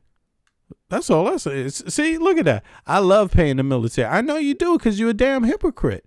I'm not telling you not to. I'm saying, why would you do that and not do the other shit that's just as important? I mean, that's what I don't get, because a person going to school and a person having health care in your community has more of an impact on your life than the damn military. Yes, direct. Every single day of your life. Every day you face it. All it takes is one sick person to walk by you and cough in your damn face, and you can die in this day and age. Like, get real. Just because somebody didn't have access to a simple doctor to find out that, wait a second, you got a motherfucking biological disease you're spreading. You know, I mean, really, that's what it's about. That's what it's about. You don't want to, you rather have somebody knock you over the head and take your purse because they can't get into school? You know, is that what you want? Is that really what you want? I mean, okay. Okay. You want school to cost, you want education to be about money. You like classism. Okay. That's on you. I personally think it's dumb as shit. I hate to tell you that. I don't think you're better off for it. And in fact, I think you're more likely to get less of an education that way if it's about money, because nothing that you just pay for is necessarily the best. You could waste all kinds of money on chocolate that ain't shit. It's just regular old chocolate. Just got a stamp on top of it that says blah, blah, blah. That's really what's going on. So if you paid a lot, I hope you didn't. I really hope you didn't, because it's the same old grits and gravy. Okay. So I hope you didn't go out of your way. In any case, I'm not impressed. I'm going to be honest with you. I'm not impressed. The country that I live in, everybody's got an education in something. Okay. I'm not impressed. And I hope you don't feel good the fact that you might have education and someone else doesn't in a capitalistic society, because that's not a good look either. You know, that doesn't necessarily look good. You know, I mean, if you can only go to school because you could afford it, you're not really in a competition. You see, try being in competition with people that are really fucking hungry for a change. You know, and see how you are in your subject matter. See how aggressive you are. And you see it all the time in the U.S. They complain about the shit. People complain about it. People complain about Nigerians getting the best education. You know, maybe they're aggressive about their education because they have less. I'm not saying you should have to pay for it. I'm just saying maybe they really want that goddamn education. You know, maybe there's another element to it. There's more of a cause for it. And I think if you just level the scales in the U.S. and take money out of it, I think you would have a lot more competition in school. It will bring the grade level up. It will bring the competition up, and you will have better students, and you will have better outcomes for the country. Personally, I think you should just open up the competition to all Americans, not make it about money. The Americans that don't really have the money to afford to go to school, they're just as good as anybody else, but aren't given that shot. You know, in other Western countries, everybody else is given that shot. Very simple. Okay, so there's something wrong with that, you know. You orchestrated the brutal murder of a journalist. 9/11 families are furious that you are here in the Oval Office. Who are you with? Why should Americans trust Who are you with? And the same to you, Mr. President. Now, who are you with? I'm with ABC News, sir. A lot of people didn't like that gentleman that you're talking about. Whether you like him or didn't like him, Trump things happen. Trump but he always knew says nothing. that. Trump always does that. Nobody liked him. That's exactly what they're saying about Jeffrey Epstein now. Nobody liked him. Nobody liked Jeffrey Epstein. About it. Meanwhile, the president continued his push for peace in Ukraine, pressuring Zelensky to accept a deal largely mirroring Putin's wish list. About this Ukraine plan, President Zelensky. Look, somebody said, look, what is this? I paid my own way. I worked and went to school, got my academic. Shut up. What the hell? You don't live and walk down the street by yourself. Okay? That's not how things work. Somebody helped you sometime in your life, God damn it. Okay? Stop being stupid. You got plenty of help. Okay? You didn't do it alone. Okay? Stop being like that. You definitely didn't do it alone, especially if you're in the United States of America, the richest fucking country to ever exist. Come on, what you talking about? I did it all by myself. Sure you did. Okay. Zelensky said today that his country... I don't really give a damn if you did or you didn't. You're missing the point. You're missing the point. The point is, if you went to school in a classist system, then you ain't really compete for your shit. That's the point. Okay, that's the point. And if you don't want everybody else having access, you're scared to fucking compete. That's just what it is. Risk either giving up a partner or giving up its dignity. There's been criticism that this deal... That's how you get mediocre shit. That's how you get mediocre shit. Really? Doesn't like it? It's unclear. He was sort of tenuous about it. He'll have to like it. And if he doesn't like it, then, they should just keep fighting, I guess. And late Friday, the president celebrated the resignation of Marjorie Taylor Greene, one of his closest allies in Congress, before their recent falling out. The president telling me just minutes after Greene's announcement that it was great news for the country. The president soured on Greene in part after she fought for the release of the Epstein files. Standing up for American women who were raped at 14 years old, trafficked and used by rich, powerful men should not result in me being called a traitor and threatened by the President of the United States, whom I fought for. Yep, she fought for him, and she was a damn fool. And that's another interesting thing. Like, she fought for somebody. This is another MAGA thing. This is typical MAGA. She fought for Trump from the beginning, and Trump left her ass hanging. Now, ironically, he threatens her. Pretty much, he sends dog whistles out to her, but these are the same dog whistles she sent out about other people. The whole time she was sending out dog whistles, And if you ask her, how does she feel about all those dog whistles she sent out, what do you think the answer would be? So I'm curious if she really gets that. I'm curious if she really gets that at all. If she's really even thought about all the dog whistles she sent out, because look, they come back to you. I mean, she can't say that it didn't come back to her. It came back to her, and it came back like poetry, like the person that she was capping, a person that was sending out dog whistles, Trump, to everybody from day one. She backed up, sent out the same dog whistles, and that same person that she backed up ended up sending the dog whistles to her. But after overwhelming support emerged in Congress to get that bill to the president. Any lessons getting learned there? I don't know. We're going to see. Maybe they just repeat the same lesson. Some people are hard-headed, just like banging their head on the same shit. And I wonder if American people are going to ask her, did you learn anything from this? Are you anything you're changing? Are you still going to harass homos? Or you still going to harass, trans? You still going to harass everybody, Mexicans? You still going to harass? I mean, are you finished harassing other people, or is it now just because you got harassed? Like, what the fuck? Like, really, that's what I wonder. That's all I wonder, because, I mean, fair is fair. Fair is fair, and she wants fairness. So those are the questions that come to my mind but I do feel empathy for her, but come on, fuck that, man. Does she even feel empathy for the people that she harassed herself? I mean, this is the crazy shit. She probably doesn't. I mean, I don't know, but I would like to know if she does, President's desk, Trump signing the law that gives the Justice Department 30 days to release the remaining files. 30 days. President's wrap this week. Send me back. Also directed at 6 congressional Democrats, all former military or intelligence, after they posted this video on social media. Our laws are clear. You can refuse illegal orders. You can refuse. Who would get upset at this message? You can refuse illegal orders. Oh, hell no. No, don't say that. Stop saying that. Stop saying you can refuse illegal orders. They're like getting paranoid and shit, Illegal orders. You just say something obvious. It's like you read something in the Constitution. Don't say that. Why are they reading the Constitution? Why are they reading the Constitution? Stop it. stop it. You can't do that. Must refuse illegal orders. You can't read the fucking Constitution. Don't do that. No one has to carry out orders that violate the law. That is so manipulative. Or our Constitution. The president lashing out on social media in response to the video, calling them traitors and accusing them of seditious behavior punishable by death. For reading the goddamn Constitution, you don't have to follow illegal orders.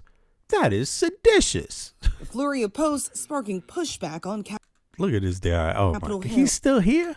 He still got a job. People love paying his salary. Who's not paying? You like paying this salary? I mean, I don't. I don't like paying his salary. I think he's a waste of money. But I don't actually pay his salary. I keep saying that, but I'm an American citizen. But because I live outside the U.S., I don't actually pay his salary. Thank God, because I don't have a dumbass like this to deal with in my daily life. The United States is concentrated at the top with too many dumbasses and stingy and lying ass people. MAGA Mike Johnson's just a phony. He's a phony. He's not even a real Christian. He doesn't even care about it. It's just about lying for money. It's just about lying for money. There is nothing for any American person. Nothing for you. Nothing for your families. Nothing for your mothers, your fathers. There's nothing. Nothing for the students. Nothing for. There's zero for you. He's not there. He's just there for the corporations, and yet you pay him. I mean, this motherfucker is on welfare himself. He's getting paid. He's living high off the fucking hog, off the taxpayer dollars. And he's gaslighting other people. When he's the one that's actually living high off the hog. It's embarrassing. It's embarrassing. The words that the president chose are not the ones that I would use, okay? Obviously, I don't think that these are crimes punishable by death or any of that. And Martha, those Democratic lawmakers are seeing a spike in threats after the president's posts and their own posts online. Democratic Senator Elisa Slotkin announced on Friday that her home had been searched by Michigan State Police after a bomb threat. Martha. And our thanks to Rachel. That's crazy. A bomb threat. That is ill. That is ill. Now watch this. Check this out. Check where it's going now. Scott, I'm joined now in studio by Senator Elisa Slotkin. Thanks for joining us. He's about to this say morning. something. This dude is about to say something. Now, hold on. I gotta fast forward right here.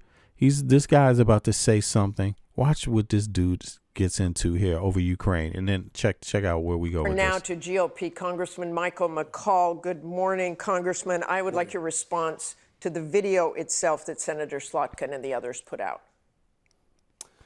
Well, I don't speak for the president in terms of hanging members of Congress, but I will say these orders that they're talking about, in my judgment, are not illegal orders to follow. They are orders based upon Article 2 self-defense of the Constitution to stop a threat, in this case, the threat of drugs coming into our country and killing Americans. And so you look at it from that perspective, there are no illegal orders to follow here.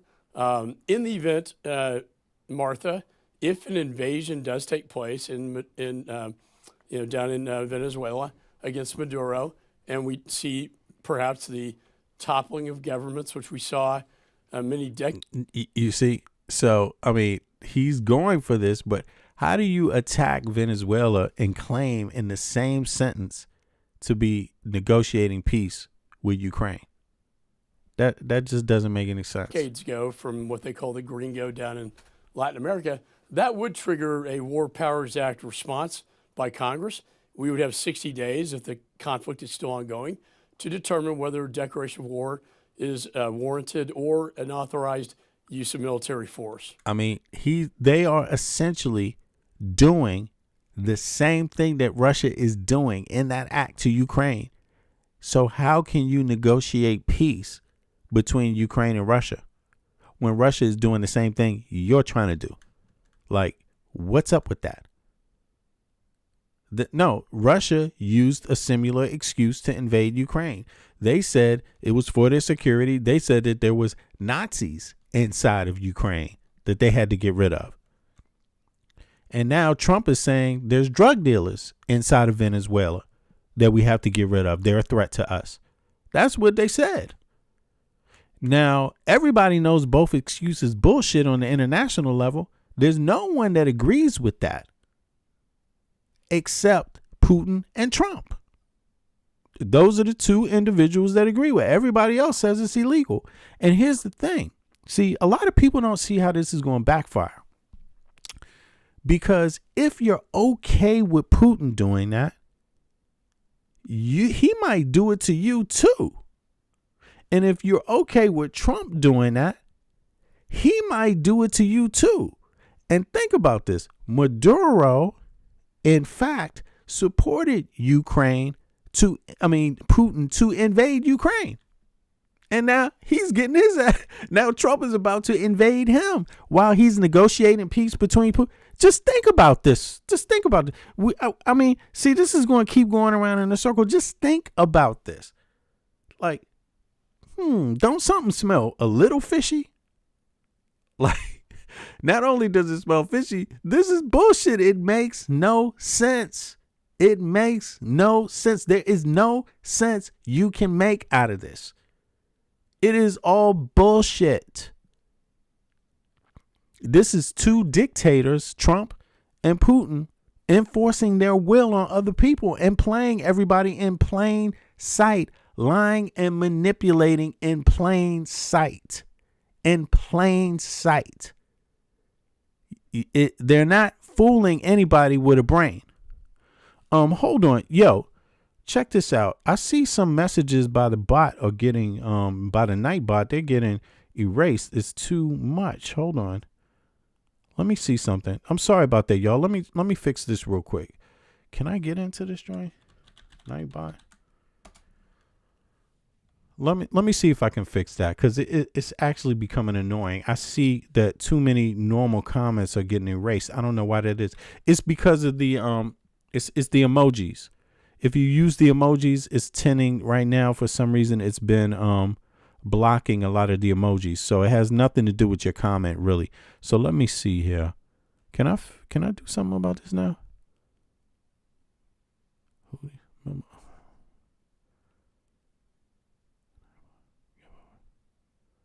Commands, no.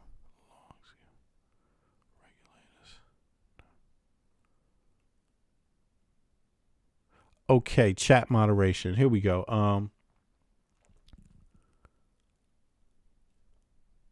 Here we go. I think I got it taken care of. I think it's going to clear up now. Let me see here. Should I say I'm going to take off the caps too? Hold on. Is it symbols?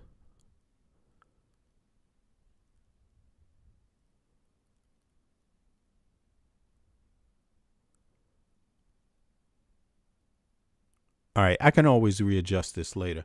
Let me know if that did it. Let me know if that did it, if that helped out. I think it did. Let me just double check that. Right. Okay, y'all. Let me know. Sorry about that for the listeners. Anybody that's been leaving a message and you got blocked, it's because of the night bot, the settings on it. So now, yeah, so I just removed the caps and some of the emojis. So and the caps and the emojis. So and some of the images. So just to let y'all know. Sorry about that. I meant to do that yesterday. All right, but back to this point. This is bullshit. It doesn't make any sense. All the people involved need to check themselves.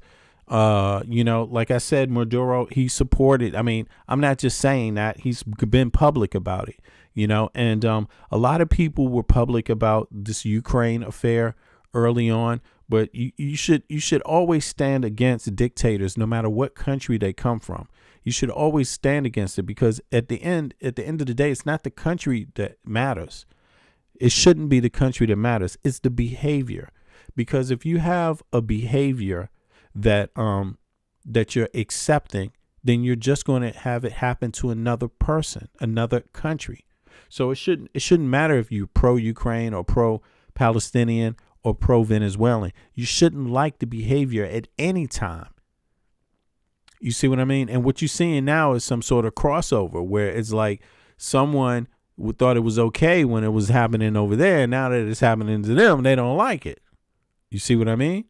And you know, everybody should want to live in a free and fair society. You know, you shouldn't want to have to live life where only one person can be the leader, where only one person is respected, where your freedoms are minimalized, you know, in order to accommodate this one group that wants to have power forever.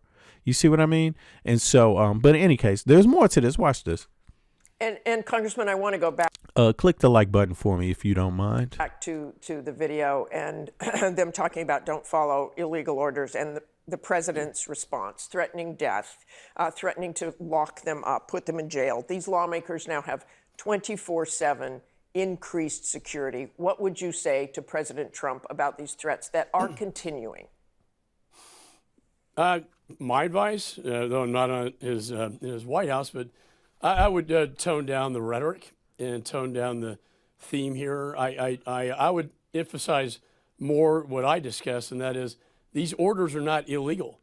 I mean, they have been. Now check out this logic that he throws out there. See, he doesn't want to say he obviously he has to distance himself from Trump's comments. Those comments, hanging people and all of this stuff. But then he's going to try to back Trump up anyway. Watch. Sent down on a mission to stop drugs from coming into the United States. And if that means. So they got sent down there on a mission to stop drugs from coming into the United States. So they're bombing boats and they're planning on attacking, going into. So very simple. What if these countries are tired of Americans selling their drug dealers weapons, American weapons? What are they allowed to do? Are they allowed to go in the U.S. and bomb places, bomb gun factories? Are they allowed to go into the U.S. and start, killing indiscriminately people they suspect? A truck here with some guns. They think it's some guns, but we done blown the shit up. We don't even know anymore. Is that the behavior that they want? So it doesn't matter anything that he's saying right here. If it doesn't work for both sides, it doesn't work. You can't make the argument. And this guy is up there trying to make this argument. Imagine if these same people said, okay, well, two can play at that game. Then what do you have? And listen, guess who sells these drugs? Don't you think these drug dealers want the best weapons? They want the best guns. They want the best shit. And guess who's giving it to them? Guess where they buy it from? United States of America. Americans selling it to them. American arms dealers. You see what I'm saying? So people have to really think about this. It could be another topic. I mean, do you want somebody just blowing up people? Do you want Venezuela or Mexico or any of these countries, Colombia, just indiscriminately blowing up people in the U.S.? Just because they're engaged in some illegal activity that affects Colombia or affects Venezuela or affects Mexico. Is that really where we're at in the world? And this is what he's explaining. It's crazy. Sent down on a mission to stop drugs from coming into the United States. And if that means, taking out ships through our aircraft. All you have to do is work with Venezuela to do it. You know what I'm saying? You don't do it, just do this kind of stuff. This is crazy. In our Air Force, then so be it. I think the orders are legal. That's the issue. See? And this is the problem. He's saying the orders are legal. So would the orders be legal in the opposite? Would it be legal if guns were a problem? American guns being illegally distributed in Venezuela, for example, would that be an issue that the Venezuelans you would think it was legal if they said, yeah, you know what, go in there and bomb some of those vans and trucks with American guns on it? Would that be legal? Would it be legal? Is that how everybody's allowed to do things all of a sudden? Like you just bomb people. So you're just going to bomb. Is that the plan? Bomb China because of fentanyl? Where's the fentanyl coming from? You want to bomb China? Is it okay if China bombs the U.S. because of some other problem? Is that what it's supposed to come down to? Is that supposed to be legal?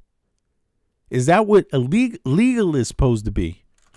The issue shouldn't be about. But clearly what they're saying is that they're getting service members who are concerned about that. I want to turn to Ukraine. And you've got these negotiations going on right now Secretary Rubio, Steve Witkoff are over there in Geneva. They have offered This shit a all plan fall apart. to President Zelensky, who says the pressure on Ukraine is one of the heaviest ever. Now Ukraine may face a very difficult choice, either the loss of dignity or the risk of losing a key partner. You have seen that proposal. It seems to heavily favor Russia. Your reaction and what should be done?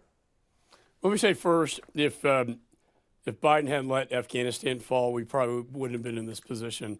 You hear what he just said? If Biden hadn't let Afghanistan fall, we probably wouldn't be in this position. Now, is that true? Let's hear that one more time. Partner, you have seen that proposal. It seems to heavily favor Russia. Your reaction and what should be done? Let me say first, if Biden hadn't let Afghanistan fall, we probably wouldn't have been in this position. If Biden hadn't let Afghanistan fall, we probably wouldn't be in this position. Okay. But is that what happened? I mean, who negotiated the U.S. leaving? Who negotiated NATO leaving? Who negotiated the U.S. leaving Afghanistan? Who was that under? Was that under Biden or was that under Trump? Let me know in the chat. Was that under Biden? Who negotiated that the removal of U.S. troops? Whose negotiation was that? Who decided that? Had already concluded the peace agreement with the peace agreement had been finalized. 12 people announced these cancelled meetings planned with the Taliban leadership and Afghanistan's president at Camp David. He blamed a Taliban attack in Kabul last week, in which an American soldier was amongst those killed. That announcement prompted criticism even from his own Republican Party. Hashtags such as Taliban traitor Trump began trending. The peace talks started almost a year ago in Qatar, aiming to end the 18-year-old war in Afghanistan. On Monday, Trump said they were dead. They're dead. They're dead. As far as I'm concerned, they're dead. They thought that they had to kill people in order to put themselves in a little better negotiating position.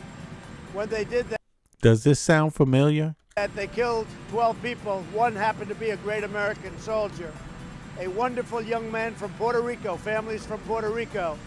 And you can't... From Puerto Rico, even from Puerto Rico? Does he even consider Puerto Rico part of the U.S. anymore? And listen to how he's talking. But this is classic Trump, always being the hypocrite.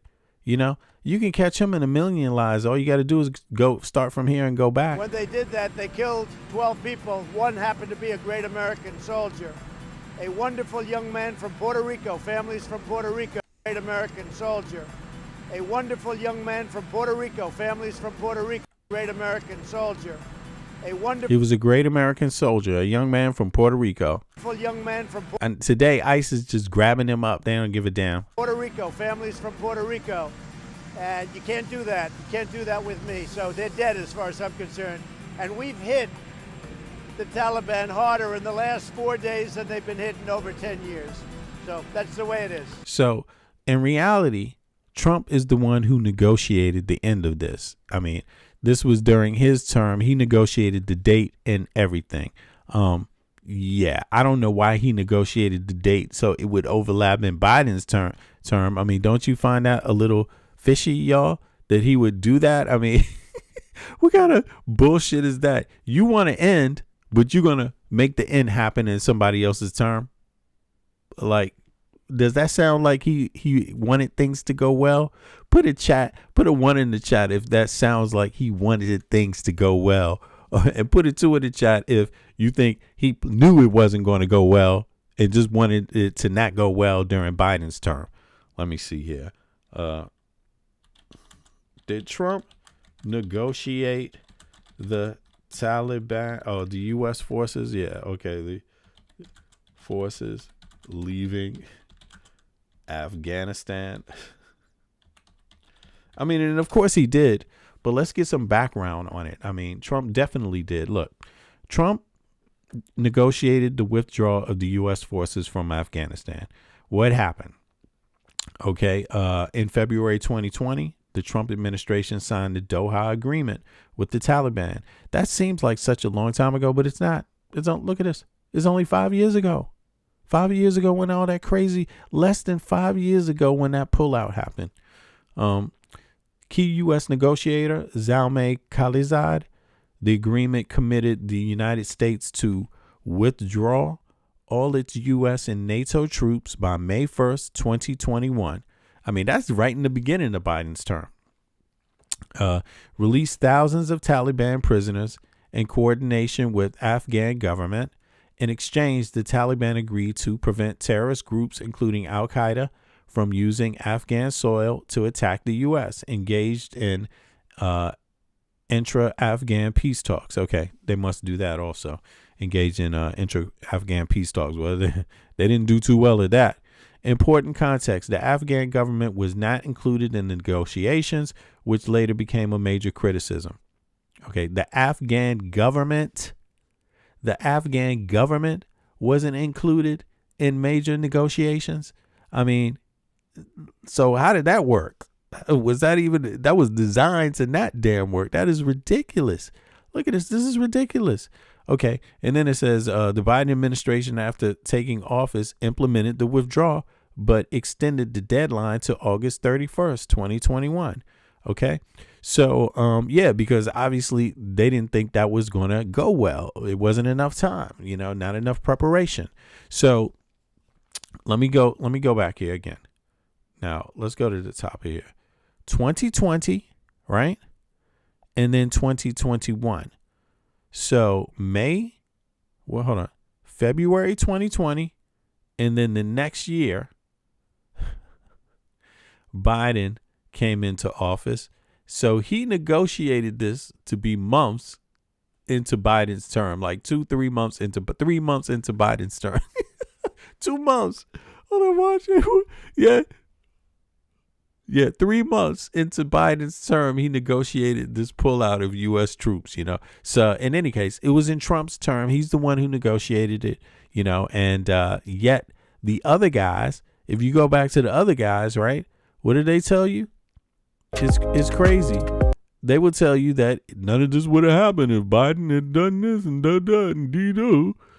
I mean, it's ridiculous. And they would say that right in people's faces. Here it is. Look, they will say that right in people's faces. Difficult choice, either the loss of dignity or the risk of losing a key partner. You have seen that proposal. It seems to heavily favor Russia. Your reaction and what should be done? Let me say first, if Biden hadn't let Afghanistan fall, we probably wouldn't have been in this position. Okay. You see that? I mean, they have no problem coming out here lying. They have no problem coming out here lying to people. And this is your taxpayer dollars. This is your taxpayer dollars doing it. You know what I mean? And it's really, really sad that this is happening. But it is. You just witnessed it. You saw the two different situations going on here. Somebody asked, what is it I'm reading? Yo, the source is Guardian, CNBC, Dutch News, right? Al Jazeera, U.S. Congressional Research Center Services, Washington Post, Foreign Affairs, House Report, right? So that's a House report. Yeah. So there's your answer. But yeah. In any case, you saw this for what it is. I mean, do you want to hear it one more time? Do you need to hear it one more time? This guy blamed Biden for something Trump put in motion. You see, and that's just total bullshit. That's just utter bullshit. But in any case, let him now do his lie about Ukraine.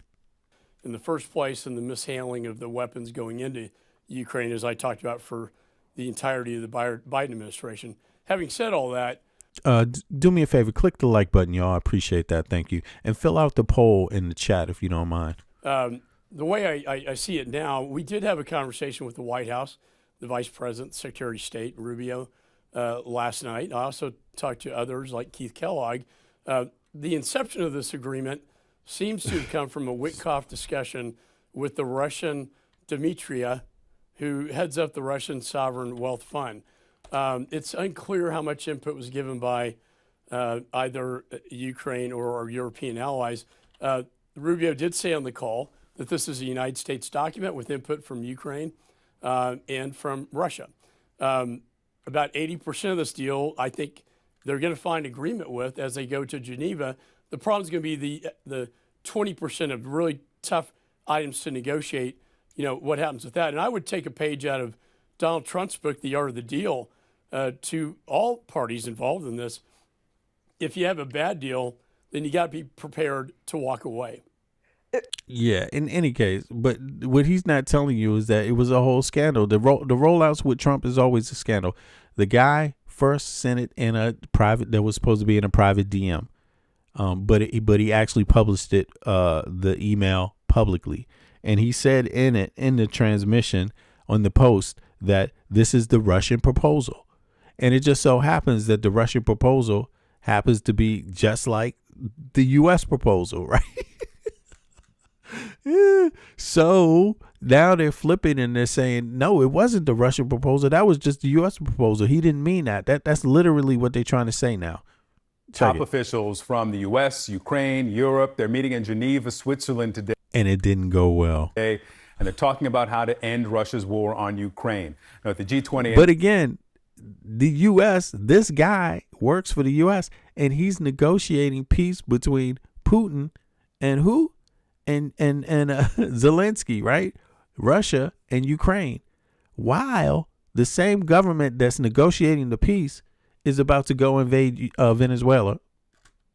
In South Africa, Ukraine's allies are simultaneously working on a unified response to President Trump's 28-point peace plan, and it's been widely criticized as pro-Russia.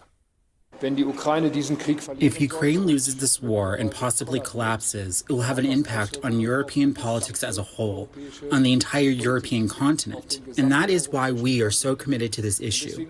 Because if there's a chance to bring about peace, it will also have an impact on the entire European continent. And President Trump now insists that the 28-point plan is not his final offer. And Secretary of State Marco Rubio, Special Envoy Steve Witkoff, they're expected to join today's talks in Switzerland. Ukrainian President Volodymyr Zelensky will meet with President Trump before Thanksgiving. And Zelensky has called this moment one of the most difficult in his country's history. We get more now from CNN's Kevin Liptak. Good morning, Victor. An intensive stretch of diplomacy is now underway before President Trump's Thursday deadline for Ukraine to agree to this 28-point plan for ending the war. An American delegation composed of the Special Envoy Steve Witkoff, the American Secretary of State Marco Rubio, now in Switzerland ahead of meetings with Ukrainian officials who hope to put their imprint on this plan. And we understand that meetings with Russian officials will happen shortly thereafter. Okay, so that happened already. But we begin with the latest messaging from the White House on efforts to end the war on Ukraine. In moments, I'll speak live with the Ukrainian ambassador to the U.S., Olga Stefanishina, about Ukraine's input into this U.S.-authored 28-point plan.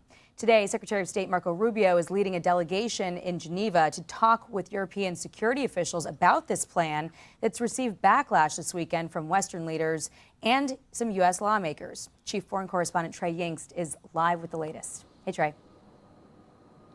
Jackie, good morning. Talks are taking place today in Geneva, Switzerland, aimed at ending the war between Russia and Ukraine. These conversations include officials from the U.S., Ukraine, and a variety of European countries, all trying to rally behind Kyiv. Ukrainian President Volodymyr Zelensky spoke about the negotiations and a 28-point peace plan that has circulated in recent days.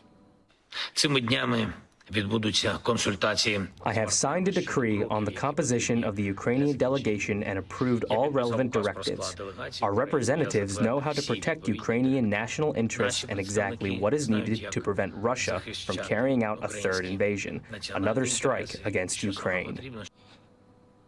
Zelensky did not go into details about the 28-point peace plan that would require Ukraine to give up more territory in the east of their country and limit the size of their military. Some U.S. senators say that Secretary of State Marco Rubio told them the plan was a Russian wish list and not the actual plan. A State Department spokesperson responded to those comments, saying they were blatantly false, with Secretary of State Rubio saying in an X post, quote, "The peace proposal was authored by the U.S. It is offered as a strong framework for ongoing negotiations. It is based on input from the Russian side, but it is also based on previous and ongoing input from Ukraine. We're also hearing directly from the Russian President, Vladimir Putin, who warned that his troops would take more territory. You see, so they rolled this out. I mean, come on. If you're going to be in the middle and you're the one negotiating the plan, look at the rollout. The rollout is scandalous. The rollout is scandalous, and it gets worse from here. A State Department spokesperson responded to those comments. Zelensky did not go into details about the 28-point peace plan that would require Ukraine to give up more territory. Exactly, Clay. He said day one. It's like, what day is it? 10 times 30? What the hell? It's day 300, yo. It's day, really, it's up there. It's up there. It's day 300, pretty much. Day 280, what? Some 270, something like that. Territory in the east of their country and limit the size of their military. Some U.S. senators say that Secretary of State Marco Rubio told them the plan was a Russian wish list and not the actual plan. A State Department spokesperson responded to those comments, saying they were blatantly false, with Secretary of State Rubio saying in an ex-post, quote, "The peace proposal was authored by the U.S." Rubio just flipped 100%. He's caught out there in the public, and he just flip it totally. Nothing you could do about it. He just whoosh, changed direction on that shit fast as hell, and they don't care. This is out and for everyone to see. So every other nation that's involved, that's in Geneva right now, Germany, Denmark, France, all of them, many countries, Poland, right, Sweden, right, Norway, Estonia, is many, right? They're all there right now, and they're watching this. So they know that the U.S. position is total bullshit. The question is, why is Trump even engaging anymore? What is he there for? Because everyone knows he's not going to. Everyone knows he's a reluctant participant. Everyone knows that he's being passive, totally passive. You could even say passive aggressive, you know what I mean? Because he's like looking at Zelensky and like putting all the blame on him, which is crazy. And he's the one, his country is getting invaded and shit, by a superpower, you see, which is insane. How do you blame the person that's not doing the invading and isn't the superpower? I mean, how the hell does that happen? But that is literally what Trump is doing. And the rollout is crazy. I mean, the shit went public. It got out on some social media thing. It was supposed to be a private message. And because of that, Rubio opened his big mouth, made a mistake. People found out, and he flipped the script. This is ridiculous. We know the 28 points that the US has put forward to Ukraine. I mean, some discussion as to whether those are actually written in Russia, but nevertheless, we're now hearing some counter proposals coming through. So let me put some of those through you. European counter proposal. Okay, so they have some time to convene in Geneva. So first one, Michael, Ukraine to receive a US guarantee that mirrors NATO's Article 5. That seems pretty important. Yes, it does, because the 28-point proposal had, I think it was 7 words on security guarantees. It said Ukraine will receive a credible security guarantee. That was it. I think it was point 2 or point 3. That's all. And that's a huge issue for Ukraine. If Ukraine is to give up a lot of its sovereignty, its territory, a lot of its right to defend itself, then what is the credible security guarantee?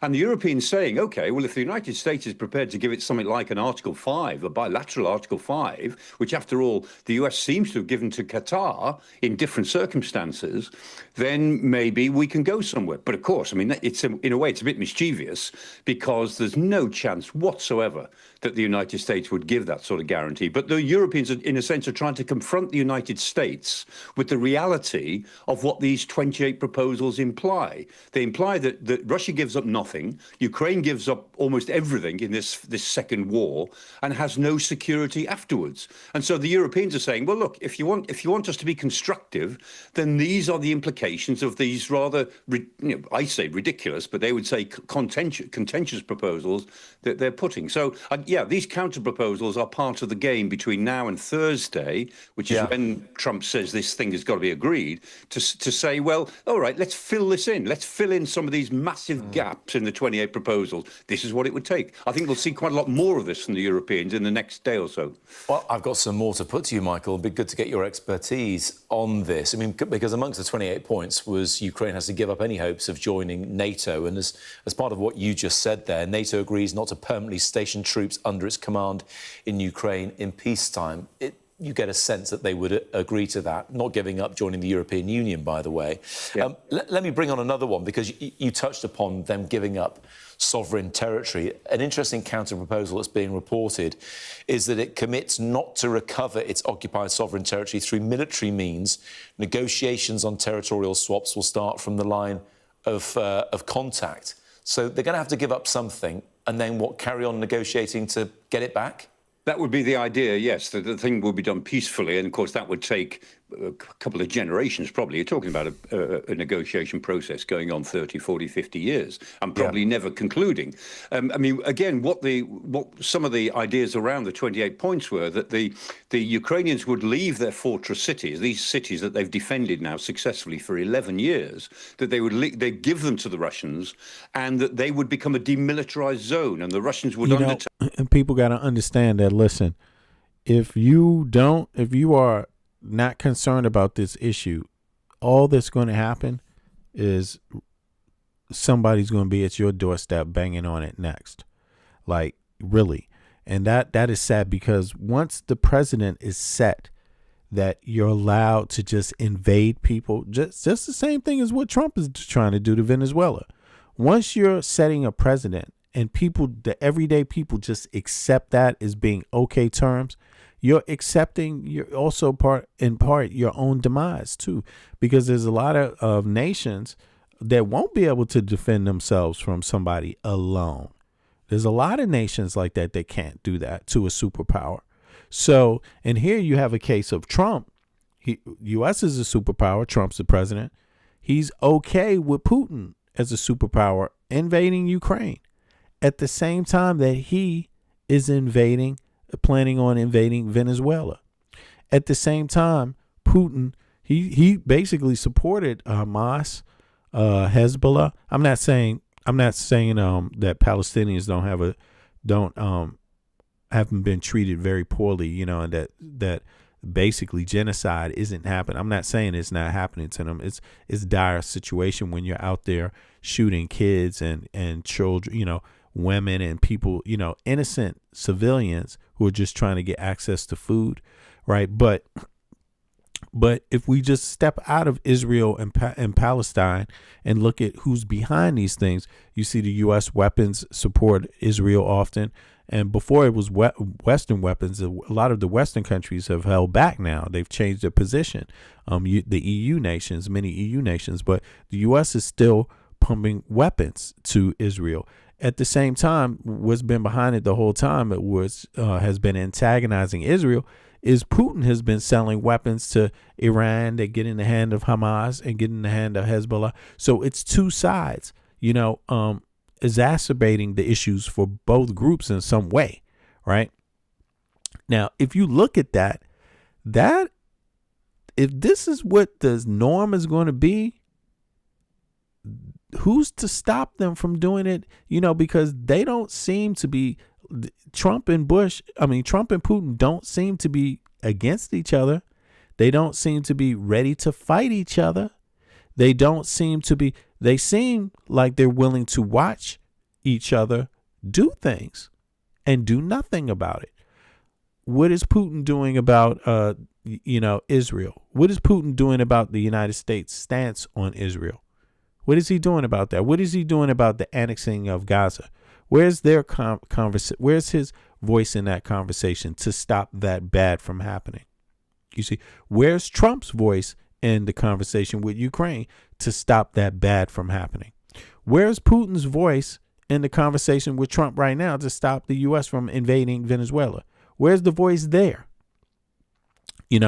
And most of the people, a lot of the people now that tend to pick sides from the U.S. or Russia, a lot of them come from smaller countries that couldn't even defend themselves anyway from Russia or the U.S. Like, flat out. Like, people should think about this.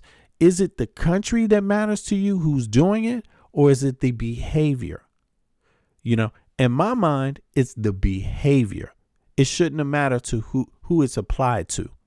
You see, it shouldn't matter. And another example that I'm giving you is that Venezuela supported Putin invading Ukraine. And now look who's at their front door. The U.S. is at their front door. You see? I mean, it's really ironic here. It's the same type of dynamic which is going on with Marjorie Greene Taylor. You don't want to be a country that becomes the Marjorie Greene Taylor of the world, where you sat back and supported a person that antagonized people, used hateful language, fearmongered, used dog whistles. Marjorie Greene Taylor backed up Trump forever, for years, and now Trump is using the dog whistles on her. You don't want to be the Marjorie Greene Taylor country. You see what I mean? Like, and in my mind, where Marjorie Greene Taylor went wrong is the same place a lot of people go wrong here. When it's happening to some people, it's okay. But when it's happening to me, it's wrong. Or when it's happening to someone else that I favor, it's wrong. But you can do it to everybody else and it's right. You know? So I think everyday people, I'm an everyday person, by the way. You know, have a union job. You see what I mean? Have kids. I'm a normal person. You see? I think like a normal person. I think like an everyday person. This everyday person I am exists everywhere around the world, in every country. You see what I mean? So there's more people like me that think this way, and I know that. You see what I mean? And I wouldn't be a hypocrite and pretend like there's not people like that. You see what I'm saying? So, but I think this is clearly just like a cycle of wrongness going on, a waste of energy, a waste of time. And it's really got heated with Trump and Putin. I mean, it's really accelerated. It didn't slow down. It's accelerated with these two, you know? So, yeah. But in any case, let's hear a little bit more of this one. Come on. Take not to put troops there. Well, if they don't put troops there, they'll certainly have people there with weapons. I can guarantee you that, whether or not they're wearing Russian uniforms. And again, the counter proposal might be, all right, well, we'll agree that this is a demilitarized zone, but we have to have immediate negotiations on how these territories should be dealt with in the future, because although de facto, Ukraine may agree that we can't recover these territories, so therefore we can't retake them, but de jure, we're not going to give them up because they're part of our sovereignty. They're part of the Ukraine that was established in 1991 at exactly the same moment that the Russian Federation itself was established. So our claim to these territories is as strong as your claim to Rostov or Novgorod or anywhere else. The other big element of these counter-proposals seems to be around troop numbers. Now, you'll tell me how many troops Ukraine currently has.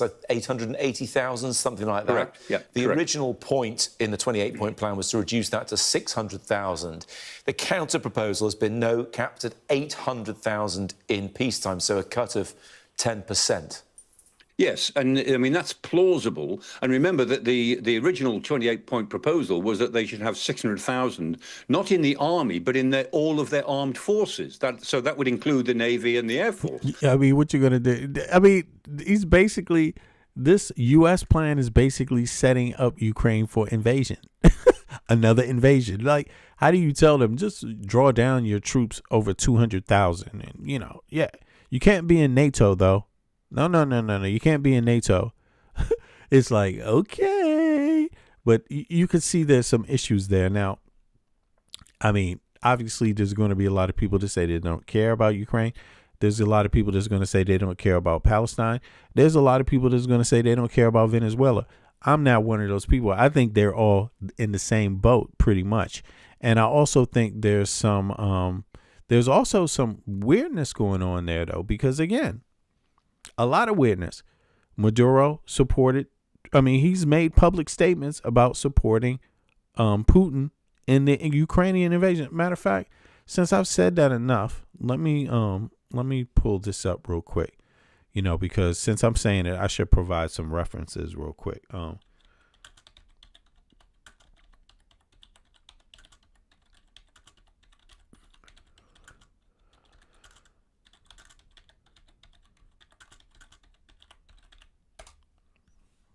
All right, let me see here.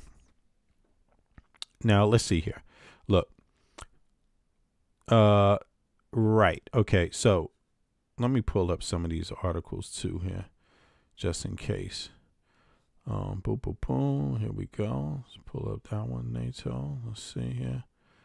Boom. Right, this one too. Yes. Oh wow, the Moscow Times.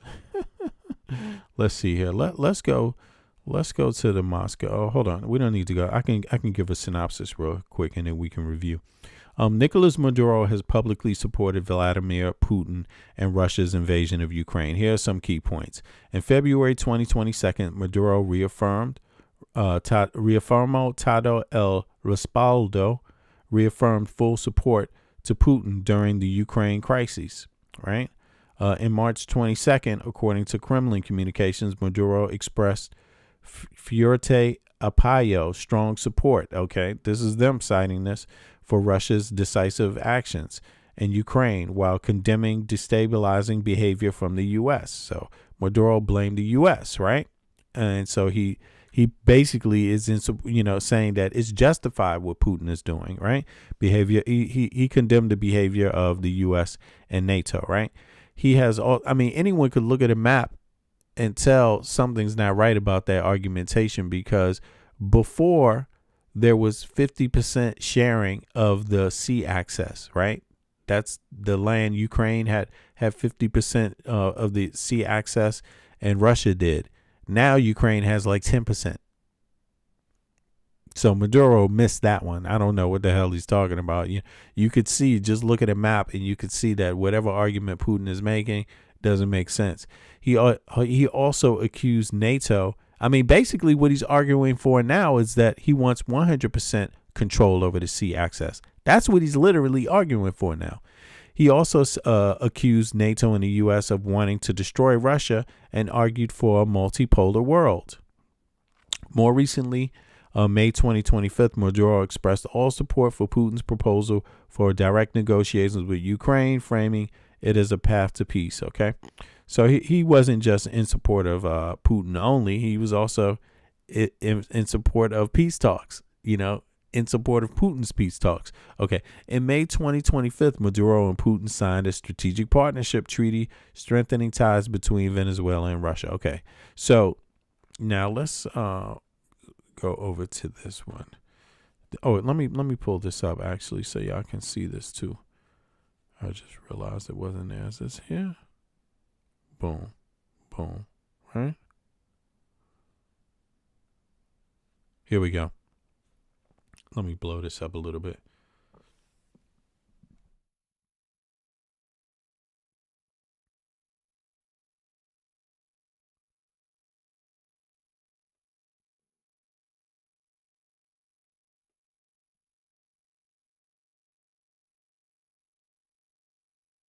I can see I did that the wrong way. Sorry about that. It's got to be this way. Is that it? No, sir. Is it this? Oh, here we go. Yeah, that's it right there. Okay.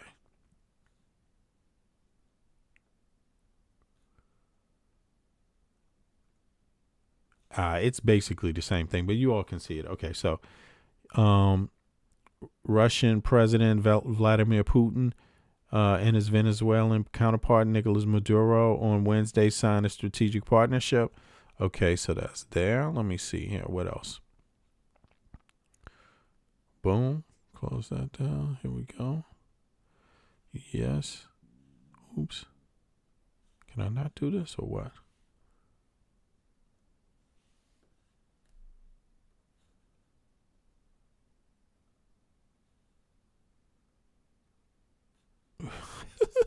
Here we go. Maduro habla con Putin para expresarle su fuerte apoyo por la invasión a Ukraine. So everybody can see that. Can y'all see this one right here? Hold on. Let me bring that down. Oh, wow. You all can't see this one. How do I do that? Oh, is it like this? Boom. Let me see. I think I can bring it down now like this. Can y'all see that better? Yeah, basically. Let me make it smaller. In any case, you can I can put some of these in the matter of fact, let me put this one in the chat real quick for people. That's better.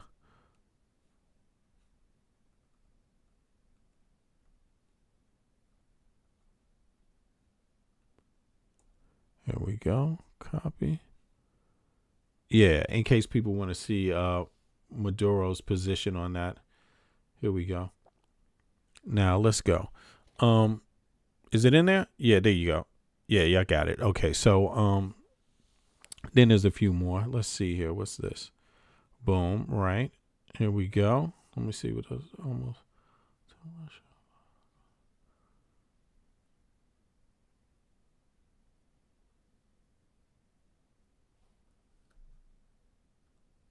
You know, oh, that's the Supreme Court. Oh my God, yeah, I forgot to talk about that. But in any case, there we have it. So it's something to think about. It's something to think about. And don't get me wrong, Maduro is not the only leader of the world that supported Ukraine, Putin in that endeavor. There was a lot of people. You even heard a lot of the arguments play out over the internet. People saying that this war in Ukraine was provoked by NATO, and if NATO hadn't done this and that, then Putin wouldn't have been forced to invade. You know, that was the talking points forever, right? And you know, so there are a lot of people that feel that way. But what I'm saying is that even if you retract all of that language, right, you still get a situation where U.S. is planning on invading Venezuela, and Russia is invading Ukraine, and they're both citing security purposes. I mean, you know, so is only one right, or are both right, or are they both wrong? I mean, you know, that's my thoughts about it. You know, which one is it? Which one is it? You know, I don't speak Spanish that well, but I understand a little Spanish though. But seriously, you know, I understand trabajar, yeah, you know, work, but I'm serious. I mean, this is ridiculous, and you don't have to pretend you don't see it. Yes, you heard the arguments clearly. Putin said he was invading Ukraine for security reasons, that he was under threat. Trump has cited a similar thing, being under threat, however, through drug distribution. But he's citing the same thing. Even what is he? Yeah, he's citing it. It's a defense project. That's the official take on it, and that's his legal position on it too. So my whole thing is that is it justified? Where were the Nazis when Putin invaded Ukraine? Where were they? Where were they at? Anybody ever get to meet them? Or did everyone forget? Same thing with the drug dealers. Where are the drug dealers? Where are they? Anybody get to meet them? Where's the story? You know what I mean? Where's the story about the drug dealers, the big interview on CNN, you know? And the same thing with the Nazis. Where's the big Nazi story? Where are the captured Nazis? You know what I mean? Or are they all mysteriously dead and burnt up so you can't identify them? I don't know. Somebody just throw a Nazi badge over the pile of them later and shit. Wow, I got a brand new Nazi patch right here on a whole bunch of dead, burnt up bodies. Wow, must have been the Nazis, you know. But in any case, that appears to be the scenario. More shenanigans. Nothing in my mind says something's really going to come out of that. I mean, I don't see it, you know. World leaders already saying the 28-point plan favors Russia and needs. Yeah, it favors Russia. This is what they're saying now. It's only gone a couple of days, and that turned around pretty fast. Like a lot of Trump things have turned around. Yeah, you know, you let me know your thoughts on Ukraine, what you think can come out of this. Yeah, I don't think much can come out of it. I think it's going to continue. I think EU intervention is more likely to take place before, while Trump is in office. And then after that, I think similar things. I think Trump has done some irresponsible things regarding NATO. If you're going to pull out, just pull out of NATO. Get the hell out, man. Why are you in the middle if you don't want to be a part? Right? And that also shows you Trump is really just trying to block. It's like saying, hey, I want to be in NATO, but I want to be passive aggressive. I want to just slow things down in NATO. That's why I'm in NATO, to slow it down, to stop it, to hinder them from taking any action. And instead, why don't he just say, fuck it, fuck NATO, I'm out of here. Do what you want to do. It got nothing to do with us Americans. We all to ourselves. Why doesn't he say that? So, you know, I do predict U.S. policy shifting totally once Trump is out, you know, because it doesn't make sense. Criticism coming ahead of a Sunday meeting with security officials by the U.S. with input from both sides. This ahead of, we know, tomorrow, the U.S. and Ukrainian delegations meeting face-to-face in Geneva to discuss the U.S. proposed peace plan. And heading into that high-stakes meeting, President Zelensky is warning that accepting this deal could cost Ukraine its alliance with the United States. But President Trump also saying today that this isn't the final offer. Trump is like, this ain't the final offer, though. I mean, okay. President. That sounds like Putin wants to negotiate, but he doesn't want to seem like it. He wants to seem like a strong man. So he's got the best of both worlds. He's got Trump begging for him, and he gets to stand there and say, hey, man, you could lose more territory if you don't, you know. So Putin is they're kind of like shaking down Zelensky. Same thing with like Russia. I mean, same thing with Venezuela. I mean, Putin will be basically responsible for security over Venezuela, right? And provide with weapons and with information, right? You know, satellite imagery and things like that, logistics, right? Now, but he has the power to tilt the thing either way. It's kind of like shaving points, like basketball players do. Shave points. You don't make it look obvious. It's not necessarily about who wins. It's about the margin. You know, what is the margin set to? How much do you win by, you know, or how much can you lose by and still win? You know, this kind of thing. So it looks to me like they got the shakedown, like Putin and Trump got the shakedown on Venezuela. They got the shakedown pretty much on what's going to happen with Israel and Palestine, you know. Even though there's some more players involved, you know, but ultimately, you know, ultimately Putin got a lot to say if he wanted to, but he doesn't often, you know. Russia likes to provide weapons and then sit back and provide logistics, but they don't like to publicly, you know, in the media pronounce, you know, that they're defending someone, you know, that kind of thing. But they do everything else, and you can see here Zelensky is like caught in the middle between Putin and, you know, and Trump. Trump's not trying to really give him anything else but what Putin has offered, you know, and but Trump is also there willing, if Zelensky wants to give him some diamonds, give him some gold, he's willing to take that for a little bit, you know, this kind of thing. They're both after gold, and it's the same thing. I mean, it's sad, but if I was Venezuela, I wouldn't want to be in that situation, right? I would, but there's nothing that can be done because right now you have a president who is decided to isolate Venezuela, like really with weapons, you know, attack Venezuela.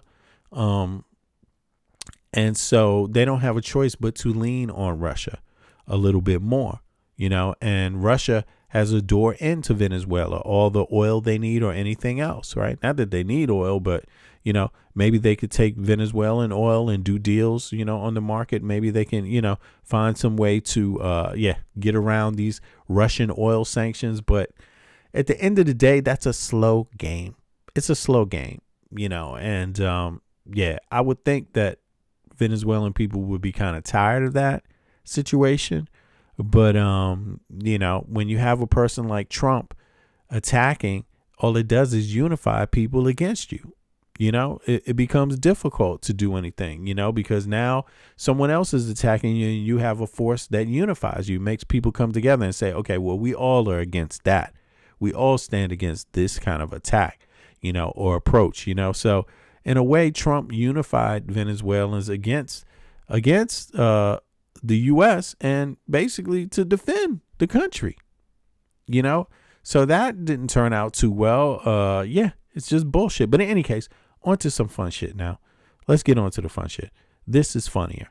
Check this out. Your wallet sucks. This is an interview with and it parallels in some way. Look at this bullshit. But listen, Going back to the Epstein thing now. Watch this. Listen to this garbage.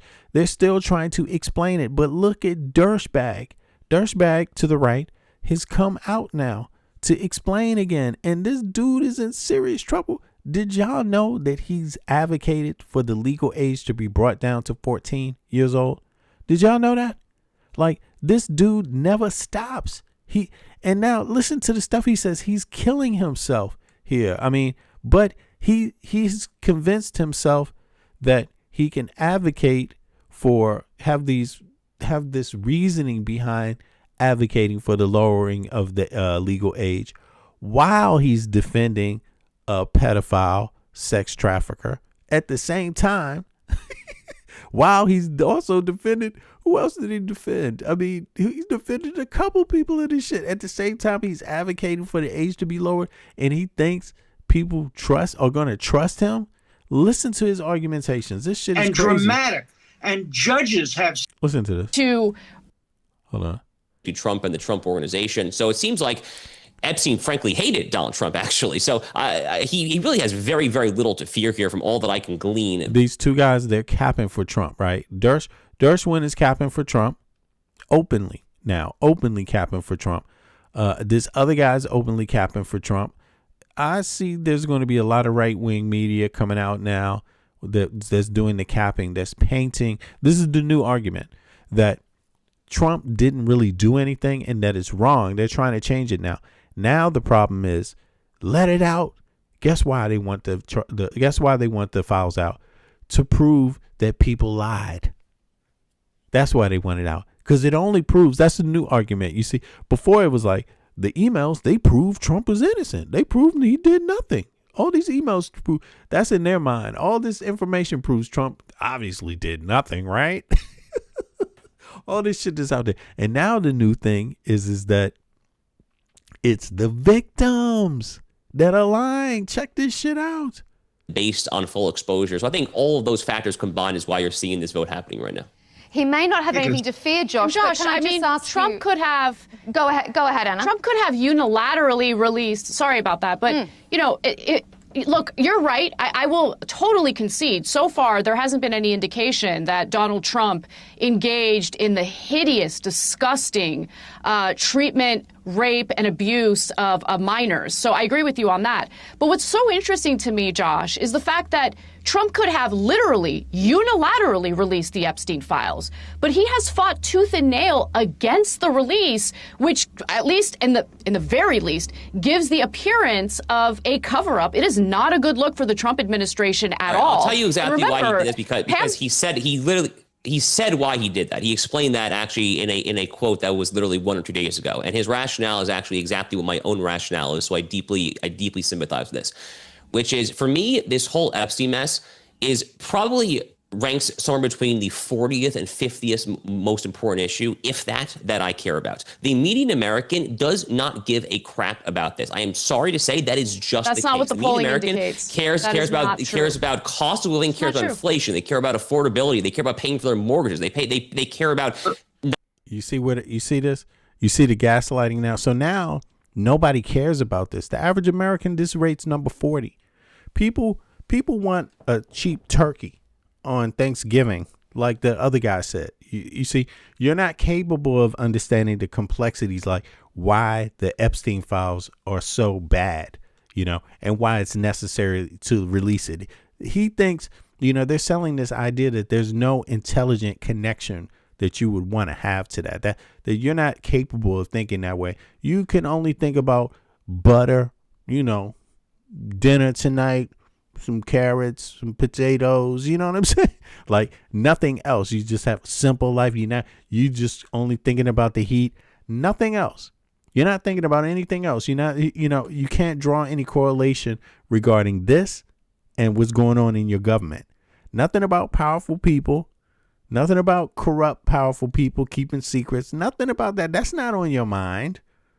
Because a lot of these same people are in the Epstein files, by the way, Elon Musk, all these people, all of them, They're obviously trying to steer people away from that now, right? But listen to this. Not having to make a trade-off in the local supermarket between chickens and eggs when you get to the cashier to pay for your groceries. They care about the cost of housing. They care about immigration. They care about crime. They care about both. They care about a million other things rather than this. Why would Trump feel pressure to release the files if there isn't Look at Dershowitz. He couldn't even let her talk.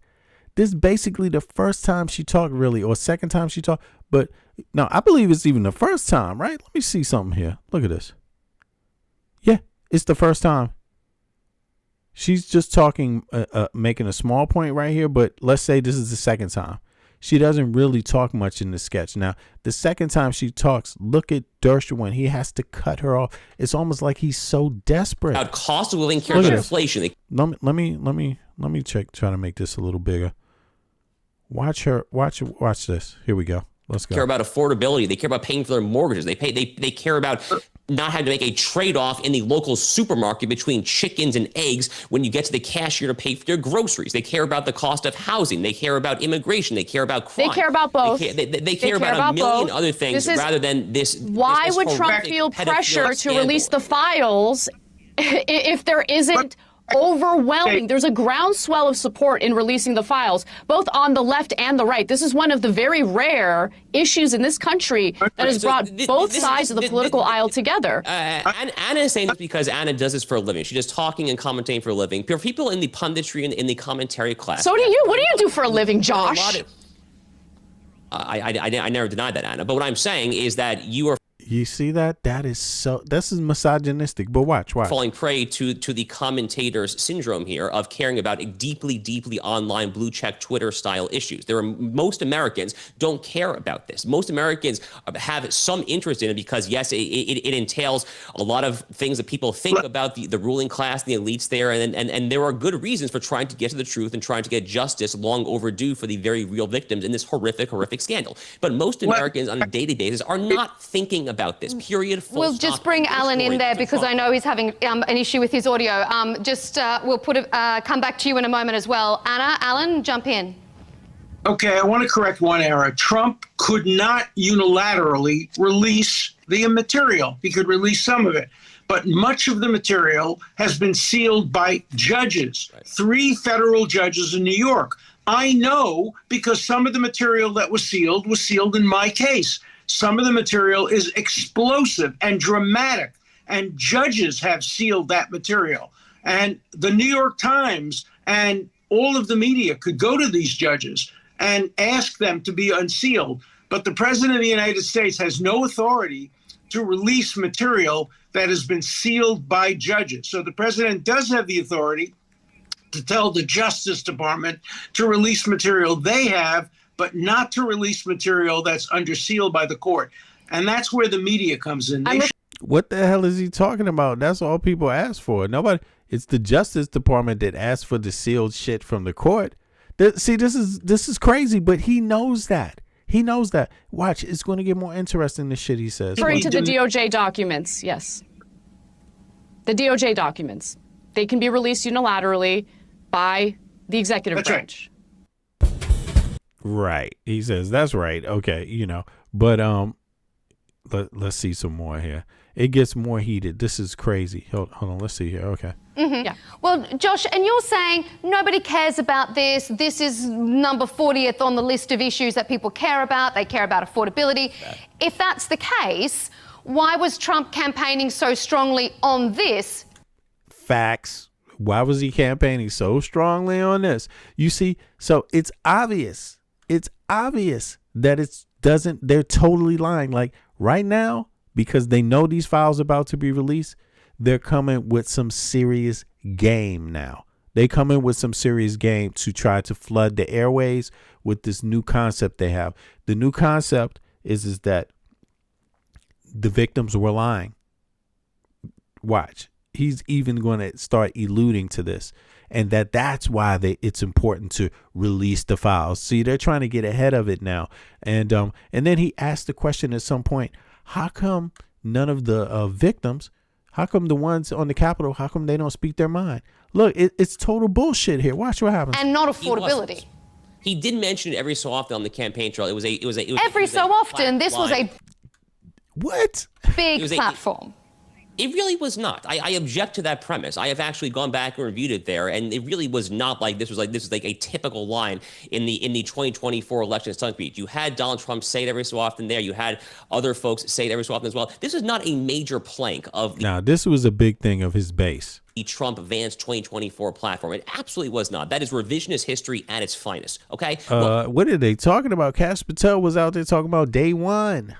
This has been a self-inflicted wound. This has been a major sore spot, a black eye on this administration. I am not here to apologize for the way this administration has handled this. I think there have been a lot of errors made. And what I've said on my show repeatedly is I think that Donald Trump should have an Oval Office sit down, look into the camera, and just level with the American people and say very clearly what has happened here. Will there be accountability for what steps were mishandled? Look at Dershowitz. He's like, yeah, he should do that. What went wrong? How are we going to rectify it, et cetera? I think that transparency at this point is certainly a very, very good course of action. And I was happy to see his flip-flop of sorts on Sunday evening heading into this week. So there's a lot that I think he could do to try to clean this up. But I totally object to the notion this was like a major plank. He wouldn't have won the 7 swing states if he was campaigning on the Epstein files. He was campaigning on 9.1% inflation from the Biden administration reaching in the summer of 2022, and the fact that there were millions and millions and millions of unvetted criminal aliens making their way into this country, MS-13 rape gangs, things like that. That is what won Donald Trump the election, okay? Not the Epstein files. That's revisionist history at its finest. Anna, if this was... What did you think he was referring to when he would say that his goal, his objective as president is to drain the swamp? When he would refer to the deep state, what do you think he was referring to? Exactly. Was he referring to the cost of goods? There is a reason why his base, or at least a significant portion of his base, was very much fired up in supporting him because they thought that he was actually going to follow through on those promises. And by the way, I mean, sure, you could make the argument that Trump wasn't incessantly talking about releasing the Epstein files on the campaign trail, but you can point to specific examples in which he did do that. And on top of that, when you have the nomination of Kash Patel as the FBI director, he obviously focused heavily on the release of the Epstein files leading up to his appointment. You also have Pam Bondi. By the way, the other thing is, don't you guys find it super strange that they went from, okay, we're going to release the files, to now all of a sudden, actually, no files exist. Turns out there's no files at all. And then today... Yeah, I just said that. Exactly. What happened with Pam Bondi when they were like, no, nobody else could be prosecuted. That's it. We released all the files. You know, what's up with all the flip-flopping in his administration about this? What's that all about if there's nothing there? And why would they be so cautious if they thought it was about the Democrats? Why wouldn't they just release it then? What's the problem? Now he's saying it's about the Democrats because it has to be released, but he wasn't saying that weeks before. He was saying, he was like, don't release it. You can't release it because of this, and you can't release it because of that. You know, you never heard MAGA Mike Johnson come in there and say anything about the Democrats then. It's now. Before he was like, no, you can't do this. You got to protect the victims. You got to protect the other people that, they might have been there but didn't do anything, and they, this happened to be around. That's literally what MAGA Mike Johnson just said days ago, immediately after Congress passed the disposition, or not disposition. What is it? Anyway, you know what I'm talking about. And, but exactly, just before it went to the Senate, before the Senate even passed it, MAGA Mike Johnson was like, innocent people, and he wasn't talking about victims.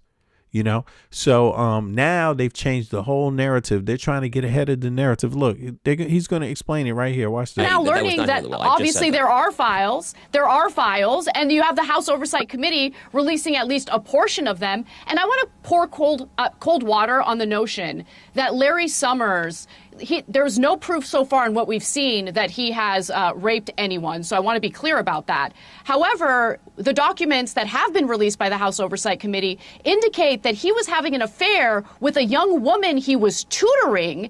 And in an email exchange with Jeffrey Epstein, in which he was getting advice from Epstein on how to handle this affair he was having, he made it abundantly clear that the only reason why this young woman that he was tutoring was dating him or whatever is because of his power. I am not comfortable with him having any role or position at Harvard University, knowing full well that he uses his power to essentially, get these young women to engage in sexual relations. It's a lot of weird shit going on with all of them. They're bullshitting. Yo, good looking out, Abmo. Good looking out. I appreciate that. Relationships with him. Relationship is generous. Affairs with him.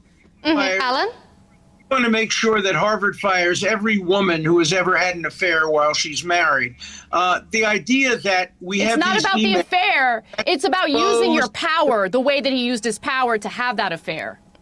There's no indication of that. All he said was that he wanted. It was foolish. Look at this. You see, and it's almost like Dershowitz is every man's defense attorney. Like now, it's not just about it's not just about assault of minors. Now it's just about affairs. In general, he's like, no, you can't blame a guy for that.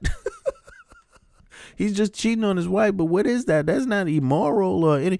Look how deep he goes in. This is a bad look for him. Affair. It's about using your power the way that he used his power to have that affair. There's no indication of that. All he said was that he wanted. It was foolish. Of course, why he retired. But there's nothing criminal about it. And Elizabeth Warren, who has always wanted to get rid of Larry Summers because of his support for Israel, and the others have always been just excuses about that, immediately jumped on board and said, now I, the government, want to tell Harvard how to run its affairs. This is after years of saying, Elizabeth Warren, that she doesn't think that the government, Trump, should have any influence on Harvard's policies. But suddenly the senator from Massachusetts wants to tell Harvard who to hire, who to fire, and who to take away from tenure. She is such a hypocrite, and there's so much hypocrisy. That's a nice deflection. Nice deflection. I'm talking about a person in a position of power at Harvard using that position of power to essentially engage in inappropriate relationships with people far younger than him. It's the power dynamic and power. Dershowitz has this thing. Like where in his mind, this is perfectly good behavior. Like, and again, this guy literally has gone public about advocating for the age to be decreased. Now, he has a funny, interesting, detailed approach to this. Like, he's not talking about the immoral aspect of it. It's some other reason, and it's like, why is he always trying to find a reason to cap for these people? I mean, to me, it's just very telling, But watch, he's going to say more. Balance, that's an issue here. Okay, we'll let Alan respond because his audio is breaking up when he tries to interject there. So, Alan, go ahead. Well, let's ask the woman herself. Let's not try to see. It finally gets around to it. Watch. Put ourselves in her place. If she thinks she was abused or improperly influenced because of the power differential, watch this. She has the right to bring a sexual harassment suit. There are Harvard rules about that, but she hasn't done that. So what we've done is we've used these emails as an opportunity on both sides because President Trump is because the power dynamics are equal, right? You see, this is where he's going, and this becomes his argument. His argument comes down to, well, how come they don't say who the accuser is? That's his argument. He doesn't recognize that any of these victims have been threatened, had death threats. All of the instances that these victims, the ones that came forward, that corroborated, they're getting death threats. He doesn't care about that. He doesn't recognize any power dynamics between billionaires and wealthy people, elites, and your life when you try to turn them into the police over something like this. That doesn't exist to him. You're all just equal. Right. That's his position on it. Why? Also mentioned Larry Summers. And, I think that people's personal lives, you're right, of course, if there were sexual harassment involved, but don't just allege it. Prove it. Bring the woman forward. Let's see what she says. She doesn't seem to have any complaint about her alleged relationship. First of all, we don't even know whether the relationship was consummated. We have advice being requested about whether or not to go forward. So, this idea of everybody mentioned by any email immediately loses their job. Peep this. You see, like, who the hell said that the idea is that anybody mentioned already loses their job? Who said that already? And he seems highly susceptible to, this logic. Like, he's completely worried. Like, he is totally worried about this for some strange reason. To me, it's just like, if you didn't do it, then you're not going to react that way. If you're not guilty, you're not going to react to somebody asking you about this that way. I mean, in my mind, that's how my mind works. Maybe it doesn't work that way in everybody's mind. But if I didn't do anything, I'm not going to be tripping out over it. You know what I'm saying? Like, but this guy, you know what they say? If there's no there, then you don't act like there is. You don't get worried if there's no there. You don't need to use a bunch of energy if there's no there. There's nothing there. Go take a look. You don't see anything, do you? Okay, well, then there it is. You see? But he's not saying that. This explains, I think, why there's been so much reluctance to have this thing go forward. This Epstein is the new McCarthyism. We're seeing new. You see this? So they coming. This is, and Dershowitz is the lead attorney on this shit. He is the guy that defended Jeffrey Epstein, and now he resurfaces, and he's going to defend all of them. Like, he's the head guy. Like, he's taking the fight. Like, seriously, this is crazy. This is crazy. And he has his legal bullshit totally morally. Yo, Clay, exactly. Totally morally bankrupt. Watch. This is crazy. McCarthyism, denial of due process, denial of presumption of innocence. Decent people in the interests of doing what they think is the right thing are prepared to neglect the Constitution, prepared to neglect the rule of law in order to get their results achieved. That is very dangerous for America. So he doesn't recognize death threats. He doesn't recognize any of that. Nothing that these victims said are real to him.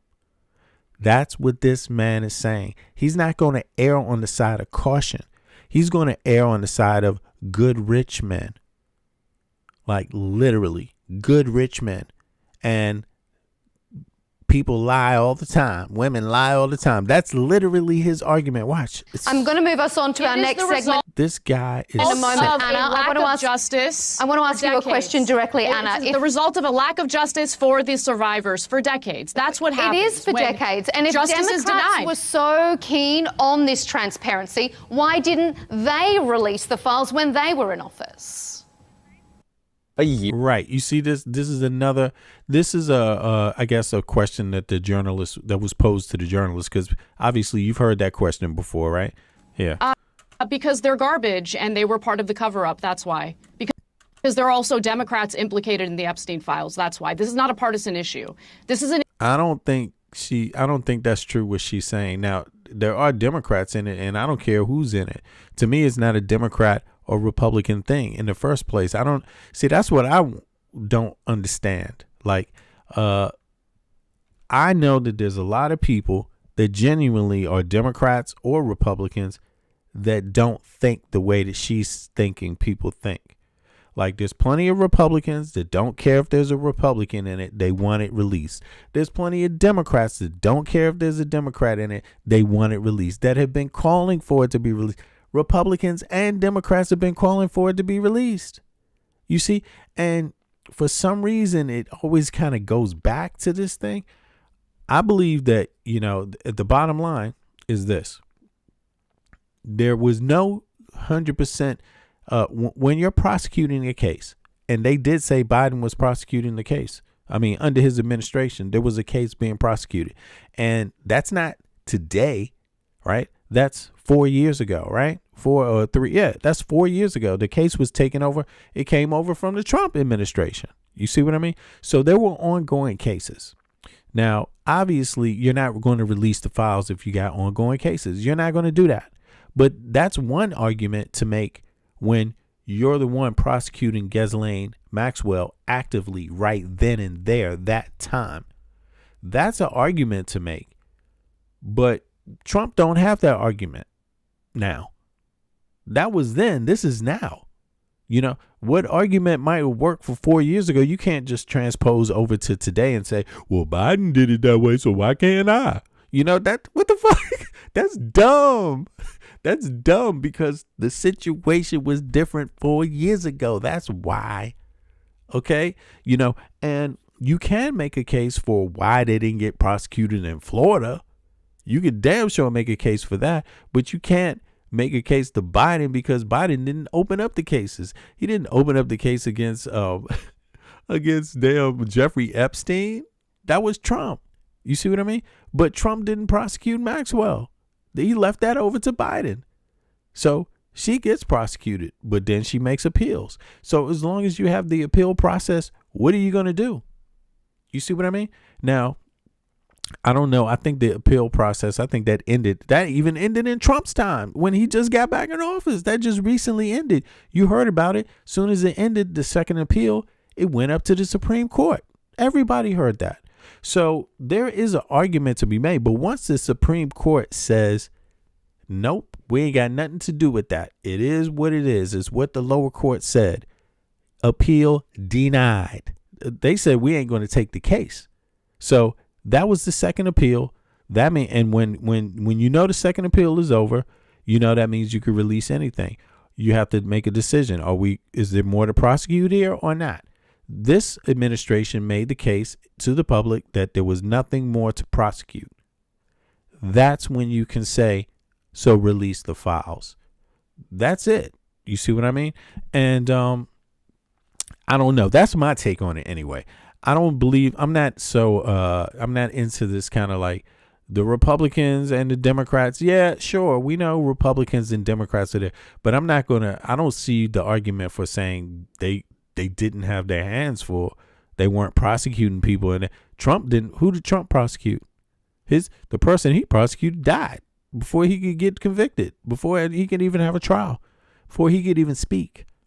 You know, so I don't say it's just like if it's the Republicans, then the Democrats are just the other color, same thing, just different colors, Bloods and Crips. I don't buy that logic. An issue of powerful elite individuals engaging in criminal behavior, in bad behavior, and cover-ups of their buddies and for themselves. That is the problem here. The American people, both on the left and the right and in the middle, want to know whether or not we are governed by and judged on based on pedophiles who have these and hold these positions of power. That's what we want to know. That's what this is about. This is not anyone who's framing this as a partisan issue. And I will concede that corporate media, legacy media, they're hyper-focused on some made-up partisan angle here. This is not about partisanship. This is about justice for the survivors, and it's about knowing whether or not we have disgusting pedophiles governing us in the government. Yeah, I mean, I'm with her on that, though. I'm 100% with her on that. Respond to that, Alan, and then I'm going to move us on. Sorry, I have to say something. You sound just like Joseph McCarthy. We have pedophiles running our government. Okay, we sure. have imposition of authority. That's what Joseph McCarthy did. I have a list of pedophiles who are running America. You are a McCarthyite. You are the worst violator of due process. You are exactly what this country has to be afraid of. Shame on you. This brings me exactly. I would be more afraid of a guy who signs up to be the defense attorney. He said, shame on you. Notice how, you see that? He's not shame on the people that did that to these girls. In his mind, nothing they said counts. Isn't that crazy? Isn't that crazy? Like, I mean, in this situation right now, the Trump administration already called Jeffrey Epstein the most prolific pedophile sex trafficker in the United States history. And this guy is literally acting like somehow other people ain't involved. That's his position. Now, I just wanted you to hear, there's more. This guy goes on, he doesn't stop. But look at this. This is their whole angle. Now. They're really going to start pushing because now that the files are coming out, they got to get ahead of these files. So these people have to get their story out there before the file. You get it now? So they're going to have all these different media companies pushing their argumentation before the files, or, before the big release, you could say, right? Just to try to get ahead of the boom. Now watch this. This is very fortunate that President Clinton. Oh shit. Body language experts, right? Now you see who this is. This is Spacey, right? Now check this out. Isn't this Kevin Spacey? Right? If I'm right. Let me see something here.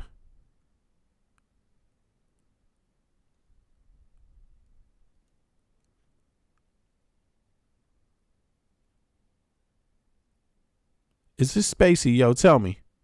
Yeah, it is Spacey. I mean, I assumed it was Spacey, but I just wanted to double check here. Now, check this out. These are the behavior analysts, right? And they're called the behavior panel. So check it out. Check out Spacey. And now he's explaining his interaction. This shit is just as fucking retarded, man. It's in trouble. But you have to understand, when you put it all together, you can kind of see the bullshit. Look at his explanation. This is weird, man. And then you got Dirtbag doing his legal thing, right? And he's the one who defended Jeffrey Epstein. He's the one who got Jeffrey Epstein the sweetheart deal, and he's making these explanations up, like, you know. Do you know who I never asked for anything? Was Jeffrey. It's scary. It's scary. In 2015, I started seeing reports online, things on my Twitter account that I had flown to this guy Jeffrey Epstein's island and I had abused young girls. And I was like, I mean, if you'd asked me in 2015, maybe even if you'd asked me in 2002, did I know a guy named Jeffrey Epstein? I probably would have said no. Well, of course, I have since learned who he is. And I have since been able to go back and find out that the airplane that we flew on for this humanitarian mission was owned by Jeffrey Epstein. And to then learn, oh, he was actually on some of those flights. And this Maxwell woman was on some of those flights. I didn't know him. Yo, check this out. They going to break into his ass deep. Watch this. I've never spent any time with him. I was with the Clinton Foundation people. That's who I was with. Now, what I understand is that he didn't start to be investigated until 2005 by authorities in Florida. So here's what I can tell you. This Maxwell woman, she was one of many people who sat down next to me in that throne room. I have no relationship with her. I had no relationship with him. I mean, he's not my friend. I'm not a confidant. I've never spent time with him. And interestingly, I will say this. I was very fortunate that President Clinton introduced me a lot of business leaders in London because he knew I was coming to the Old Vic. And I developed relationships with Robert Earl, Pula Ladobovich, Robert Earl, a lot of wonderful people, Sir Richard Caring, people who... Starting to sound scripted, right? Supported the work that we did at the Old Vic and gave money to us. Do you know who I never asked for anything? Was Jeffrey Epstein. I didn't want to be around this guy because I felt he put the president at risk on that trip to South Africa because there were these young girls. And we were like, who is this guy? All right, Greg, what do you got? So there's a speech panel. All right, here they go. They're about to break his shit down. This is crazy, but people should be prepared. I mean, they all have a lot to lose. And they know that these files are coming out. Pattern shift here. And he's really got to tell you the story. And it's not going to be storytelling quite the same way the rest of it was. He's got to get this out and get it across that I didn't have anything to do with Epstein. But his story logic starts to fall apart. Forget, I don't know how big the plane is. If it's a 747. Anybody else wonder why Clinton's traveling on a private plane to do government business? Number one, for me, I'm sure the Secret Service is involved. We probably don't want to know all the answers. But even when his message was congruent and he was telling a story about something earlier, his body language wasn't as big, so it didn't look like it needed to convince you of things. This looks awfully big to me. Now, I'll just leave that part at that. After that first rambling thing we talked about with the chaff and redirect, he says she wasn't my friend. I didn't know her. This Maxwell woman, she was one of many people who sat down next to me in that throne room. I have no relationship with her. I had no relationship with him. This whole fail logic piece is not that. It's where... There were these young girls. And we were like, who is this guy? If there's young girls on a plane and you think they were compromising for Clinton. You know, often in these kind of things, situations, a lot of, like what you said, somebody said, I just hope the women, Rainbow, Rainbow says, I just hope the women and girls and boys and men and whoever fell victim to this horrible act get justice. Indeed. And, a lot of times people forget that there's likely some boys in this or young men too. Even though they haven't been mentioned, you don't get a lot of focus. But I wouldn't be surprised if there wasn't. I mean, just because they have crimes that they claim they've discovered, alleged crimes, and they have it. Maybe they took. Maybe they have their reasons for suspecting it's 1,000, whether it's 1,000 victims that they interviewed or whatever reasoning, right? It doesn't really matter. But, it just seems to me that when you got this high volume, that, just this scenario of elites and all of this, my thoughts are just like, it's interesting how you haven't heard one male, but here's Spacey. And so he introduces another aspect to this. Were there young boys also? Was it only young girls? Or is there more to this? I would have to lean on the caution side and say that I wouldn't doubt there wasn't more to this. I wouldn't doubt it myself, Then fundamentally you knew something was up.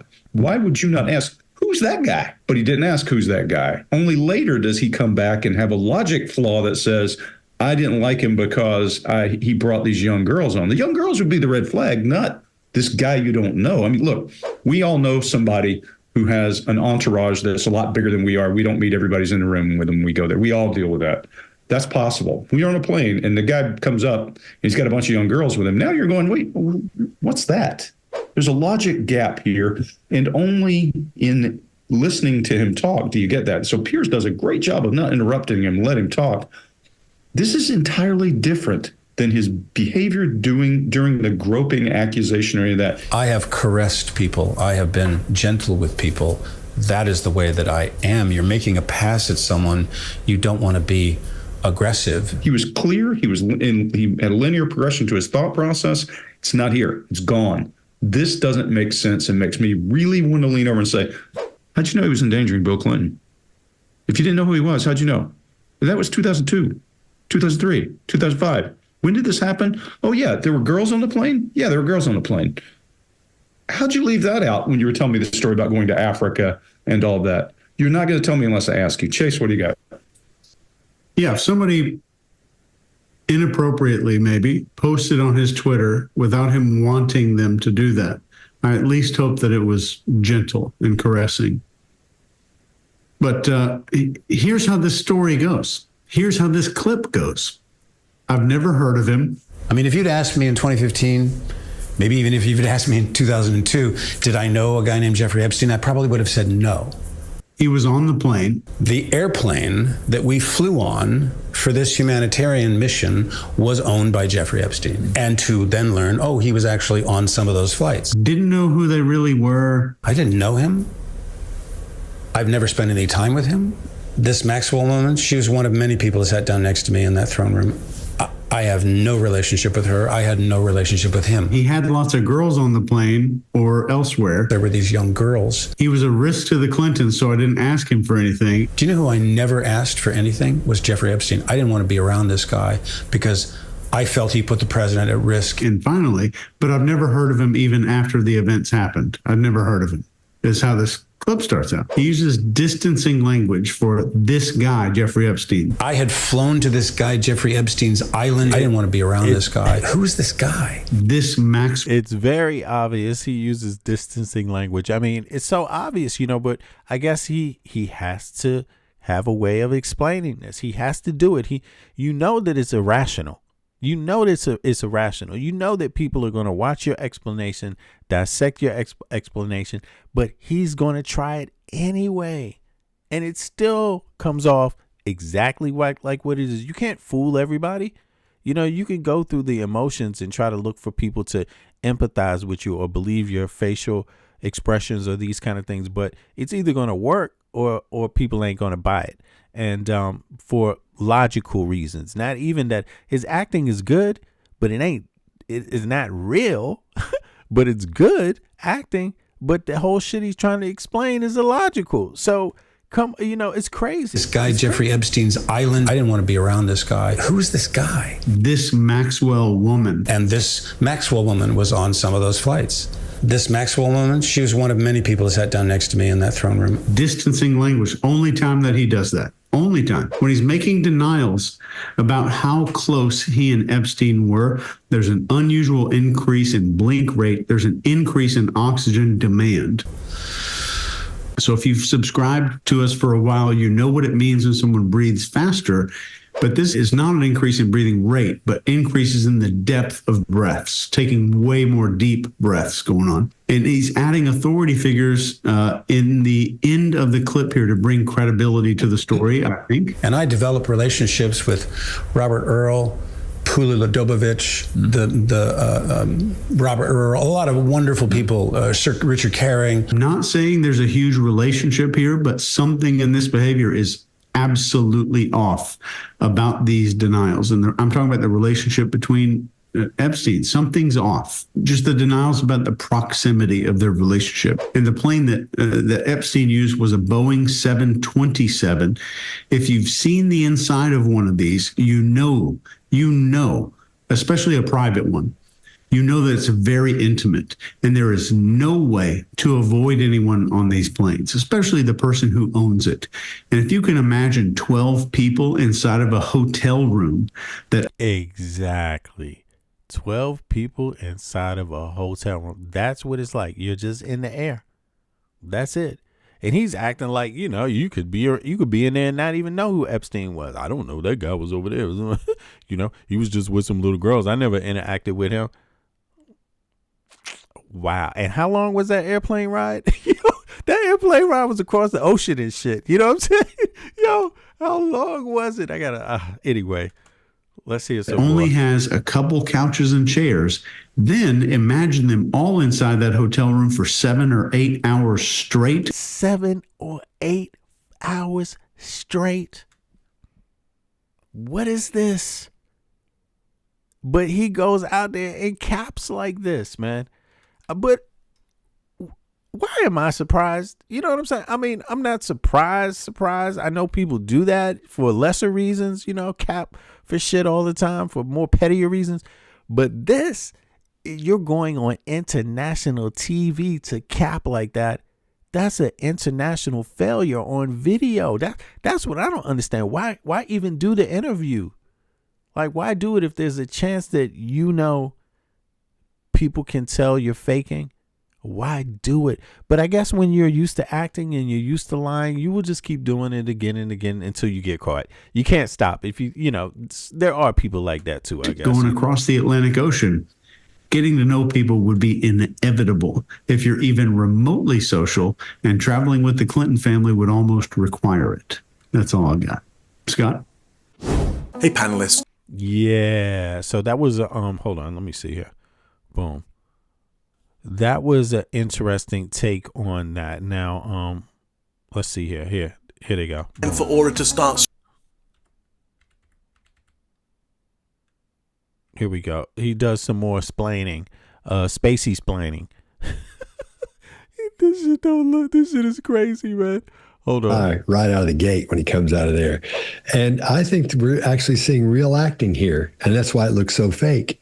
Because when we see acting like that, like we're seeing here, it's in a movie, you know, the people are acting like that as well. So you accept it. It's no problem at all. And he's a great actor. And he is a great actor, don't get me wrong.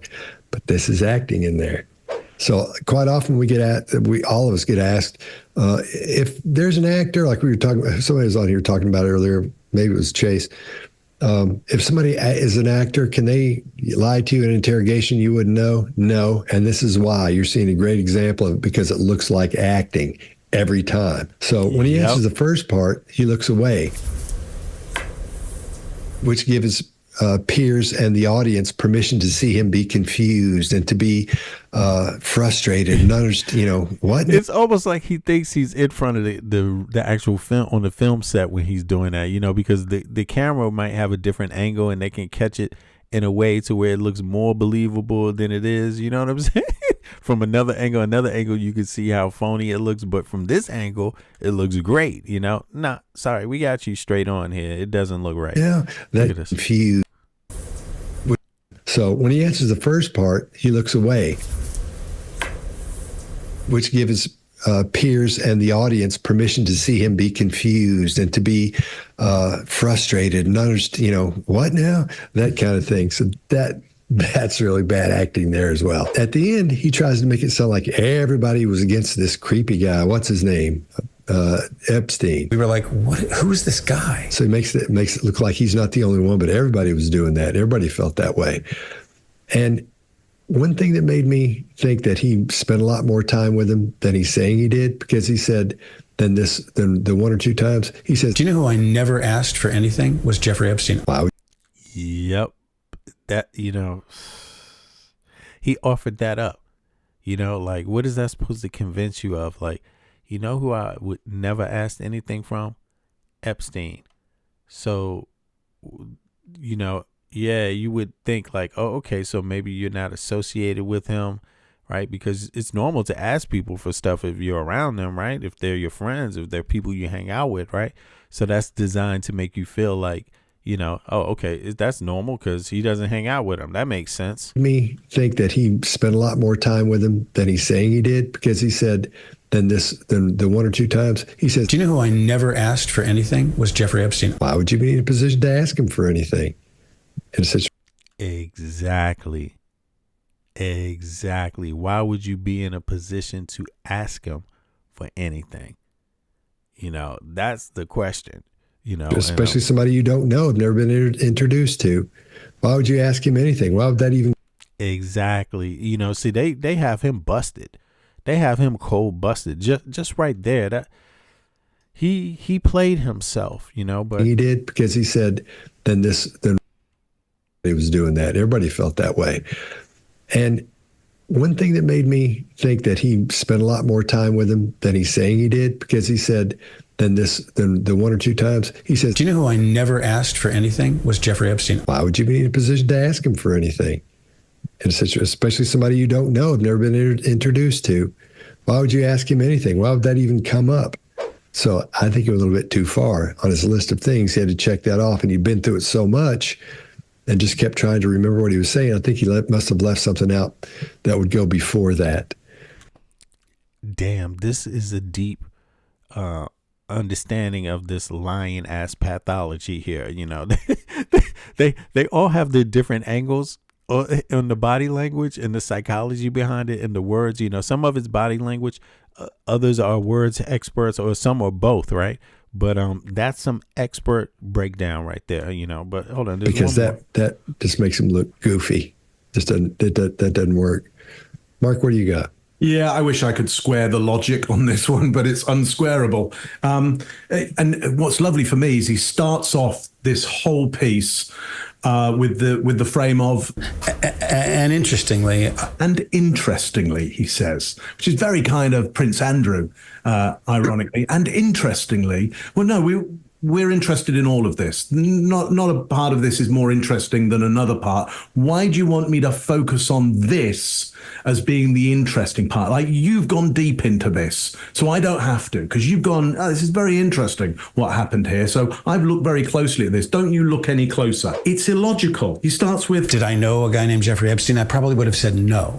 Probably. Like, it's yes or no that you probably say no. There's an option for a possibility of yes. Exactly. What the fuck? You did know him, but okay, let's go with the no. You knew him. You got on a plane with him. You could say you didn't know him, but you know him more than me and everybody else in the chat. We never met Jeffrey Epstein. This dude didn't know him, but he met him and took a 7-hour plane ride. Okay. Let's go with the no, that you didn't know him. I felt he put the president at risk on that trip to South Africa, because there were these young girls, and we were like, "What? Who is this guy?" So hang on, you think the president is at risk? So you probably and everybody's going, "Who is this guy?" It's the guy who owns the plane. So Chase, yeah, you will know. Like, the guy who owns the plane will probably make themselves very, very clear and apparent. And for every private jet that I've been on, I'm very grateful for the person who owns the jet. Right. Like, if you can find that person and go, oh, thanks very much for that. The jet. That's amazing, right? Because, this jet is it's like they said, 12 people in a hotel room. So that's the jet. So it's that small, the confines of this way, they're so you're in a tube, a small tube, a tube that is not big. It's like a hotel room size, right? So you're in this tube, long hotel, and so you don't get to meet the owner. You don't have a chat with the owner. Don't you think that sounds really weird? At 7-hour trip. Don't you think that sounds really, really weird? Like, that is crazy. That is crazy. This is what the guy is suggesting. He's suggesting it. So you probably, and everybody's going, who is this guy? It's the guy who owns the plane. So Chase, yeah, you will know, like the guy who owns the plane will probably make themselves very, very clear and apparent. And for every private jet that I've been on, I'm very grateful for the person who owns the jet. Like, think about that. It's your private jet, and you got people coming on your jet. And when they get to your jet, you're just so low key. Nobody even knows who the hell you are. And it's your jet. You so low key, they never know. You know, it's crazy, Jet. man. Spacey, he's spaced out. You could say Spacey went out in space and spaced out. Like, if you can find that person and go, oh, thanks very much for the jet, that's fantastic. You will do that kind of thing because most people on the planet don't have a jet. They just don't. They just don't have one. When you find one who does, Jeffrey Epstein was on his own jet, and he was like, man, I don't need nobody to know this is my jet.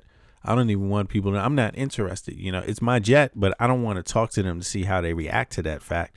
No need to do that. Who's this guy on my jet? I don't even need to talk to him. He's nobody. It just happens to be Kevin Spacey. He wouldn't, so you trying to tell me Jeffrey Epstein and Kevin Spacey wouldn't like to have a conversation? Jeffrey Epstein's been around so many people. He wouldn't want. That doesn't make any damn sense. Like, what's the odds of of Jeffrey Epstein not knowing who the hell Kevin Spacey was? Put a 1 in the chat if you think definitely Epstein knew exactly who Kevin Spacey was. Put a 1 in the chat if you believe that, because I definitely think he knew who the hell Kevin Spacey was. If Kevin Spacey didn't know who he was, okay, that's what Kevin Spacey's saying, but flip the shit around the other way. Kevin Spacey's a damn actor. How could he not know? How could he not know who's on his plane? It ain't that many damn people. And don't you want to know who's on your plane? Don't you introduce yourself? Hi, welcome. My name's this. It is crazy, man. He's asking people to believe way too much. You're flying in their jet, you shake and you might end up shaking the wrong hand. I mean, that might be the case that you realize, oh, damn, like this guy's trafficking or, whatever they're doing. So, yes, it doesn't make any sense. Nothing that he says here makes any sense. He can't square this circle that's very clear to everybody going on here, that if you're on a private jet with Jeffrey Epstein and he's got young girls with him, you'd know that. And yes, you should be suspicious. And from my point of view, I don't care who I'm going to offend. If I see something, I'm going to say something, because the worst that happens is somebody goes, no, actually, they are literally my daughters and you've got the wrong idea here, mate. And I would say, I'm sorry. Thank you for setting me straight. I just like to check these things out because you never know. I would not want to ever not say something. If I would rather that you are offended by me than this slips through my fingers. Yeah, and that's facts too. There's nothing wrong with inquiring about who the little girls are, with an adult male. There's nothing, on a trip. So there's nothing wrong with saying, oh, who's this? Are these your daughters? Who are these? There's nothing wrong with that. And also it's just the same as being aware. You need to be aware of your surroundings. You need to be aware of who's around you, whose company you keep. You know what I mean? And, what would give him the idea, Kevin Spacey, that a person in entertainment, that you don't have to know or be aware of the type of person you're around, man? Entertainment industry, whoa, there's a lot of different people, all types of interesting, very different type of people, though. I mean, and you have hustlers, drug dealers, sex traffickers, and all of that all mixed in and blended in, and you don't know what's going on. You have to be responsible yourself because you're dealing with Hollywood and entertainment. People are allowed different excesses, and this is where this stuff kind of, thrives at, sadly enough, the environment, itself is kind of inducive of people with a lot of money. They bend the rules. They're used to having it their own way, so these kind of things are just blossom in that environment, and so it's nothing wrong with checking, just like you would check anything about anything that looks strange, but Kevin didn't ask. Kevin Spacey didn't ask. He didn't feel like he was that type of dude that he could ask, but he felt something. That's what's weird. He felt something. Isn't that fucked up? He admits on tape that he felt something wasn't right, and in the same time did nothing about it. Didn't even attempt to inquire to stop. If you feel like something's wrong, shouldn't you try to stop it? No. Not Kevin Spacey. Not Kevin Spacey. Anyway, that's the new angle. That's how they're coming. They're going to be trying to convince people that it's the victims. And if the victims, why didn't the victims say their story? How come they didn't accuse whoever they want to accuse publicly? That's such a silly ass argument to make. But that is indeed the argument that they're making. They're indeed making that argument. And I don't understand what good they're going to get out of that. But this is the argument that they're making right now. And that's one of the arguments, that they released the Epstein tapes because it proves that they're innocent, that they're all innocent. I guess this is like a Hail Mary. This is the only other excuse that they have left to kind of run on by people. It's like the last attempt, convince them that the girls, that we want the Epstein files released to force the girls, the women, to have to speak up. Can you believe that is what Dershowitz is saying? Did y'all hear him say that? I hope you did. And if I missed that part, trust me on it. That is their argument. And they've been leaning into this recently. They've been leaning into it. I mean, this is what they started trying to do with the emails, in the Justice Department. It only proves that they're innocent. Damn. In their world, a conspiracy never exists. You know what I mean? Like, now, if this was anybody else without a lot of money, all that shit would create a conspiracy. A perfect conspiracy, legally plausible, everything. Just boom, boom, boom. Your ass would be in jail for 25 years, 30 years. But for them, none of the same shit equals conspiracy. They got corroborating evidence of the ass. No conspiracy going on here. Nothing over here. It's crazy, man. The House Oversight Committee. Congressman, thanks for joining us this morning. We haven't talked all that much on this show yet about the bill and Hillary. They're all going to get exposed in these Epstein files. And I don't want nobody getting confused. I don't give a damn what your political party is in this episode. Like, that is such an insulting thing and small-minded thing too. And don't let legacy media try to control the debate by throwing that talking point out there. Yo, we grown-ups. We're past that point. The election's over. It doesn't matter anymore who was Republican or Democrat. Goddamn, the economy is fucked up. Things are looking really bad internationally for the U.S. We're losing allies left and right. Left and right. We got a laughing stock of a president, laughing stock of a DOJ, laughing stock of a lot of shit. We're looking really, really bad out there, for a first world country. And things aren't going to get better until we address some of this stuff. But this Epstein shit is like just synonymous with the rest of the whole experiment. I mean, if we can't confront this shit and take it seriously, to see the depth, to see the possibility of danger in it for everyone, blackmail, espionage, all of this shit, then you having some whole other conversation.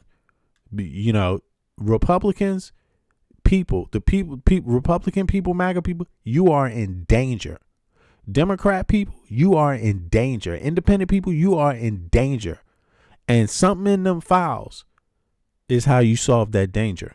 Whatever it is in those files they don't want you to know about is how you solve that danger. Because you can't stop blackmail and espionage if you don't know what the fuck is in the files. You're the only one who doesn't know what's in the files.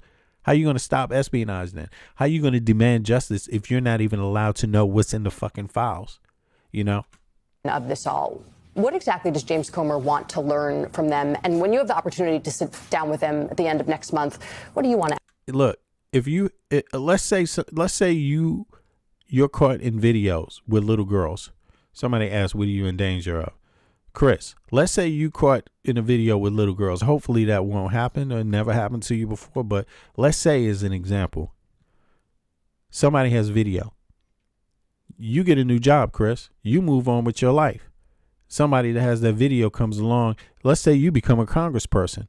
Somebody says, yeah, Chris became a congressperson. I knew he would do it. He already told me he was interested in law. He's always been interested in law. Yeah. No doubt. He's a good, and they have this videotape of you. Now, when something gets called up where you got to vote on and they hold that shit over your head to make sure you vote the way they want you to vote, that's called blackmail. Espionage is when it's, that extra foreign element to it. You see what I mean? So they can blackmail you also. And a foreign nation can blackmail you. That's what's scary about it. So you don't know if you got 1,000 victims, allegedly by Trump's administration's own count, over 1,000 victims, then how many Johns do you have?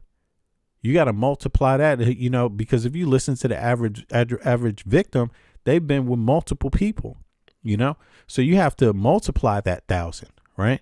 And you think about that in terms of the Johns, right? That's a lot of people that are being blackmailed, number one, and you don't know who they are. They could be senators, they could be in the military, they could be chief, they could be the head of the military, they could be in the executive branch, they could be in the Supreme Court, they could be in the Senate, they could be in the Congress, they could be some of the elite that are getting big money grants or from the U.S. government, subsidizing and things like that, right? It could be anybody. That's how you're in danger. Let's say somebody wanted to spy on your country and they got this blackmail on you. Wouldn't it make it easier for them to get get you to give out some top secret information? Isn't it easier to do that then? See, there it is. Now, in my mind, that not only means you're in danger, but more specifically, your freedom is in danger. Your freedom is in danger because you don't control none of the politics anymore. When you have 2,000 people, Johns out there getting blackmailed, you don't know what percentage of those are actually in your Congress or in your Senate or in your Supreme Court or in your lower courts or in state, some state capacity. You don't know. How would you know? How would I know? But I know one thing for sure. The only way you're going to know is if the files are released. And if the files aren't released, you will never know. You won't know if it's 10. You won't know if it's 20. You won't know if it's 100, 1,000. You won't know if it's Clarence Thomas. You won't know if it's MAGA Mike Johnson. You don't know if it's Obama. You won't know. You won't know nothing. You won't know if it's Kamala Harris. You won't know if it's the next president of the United States.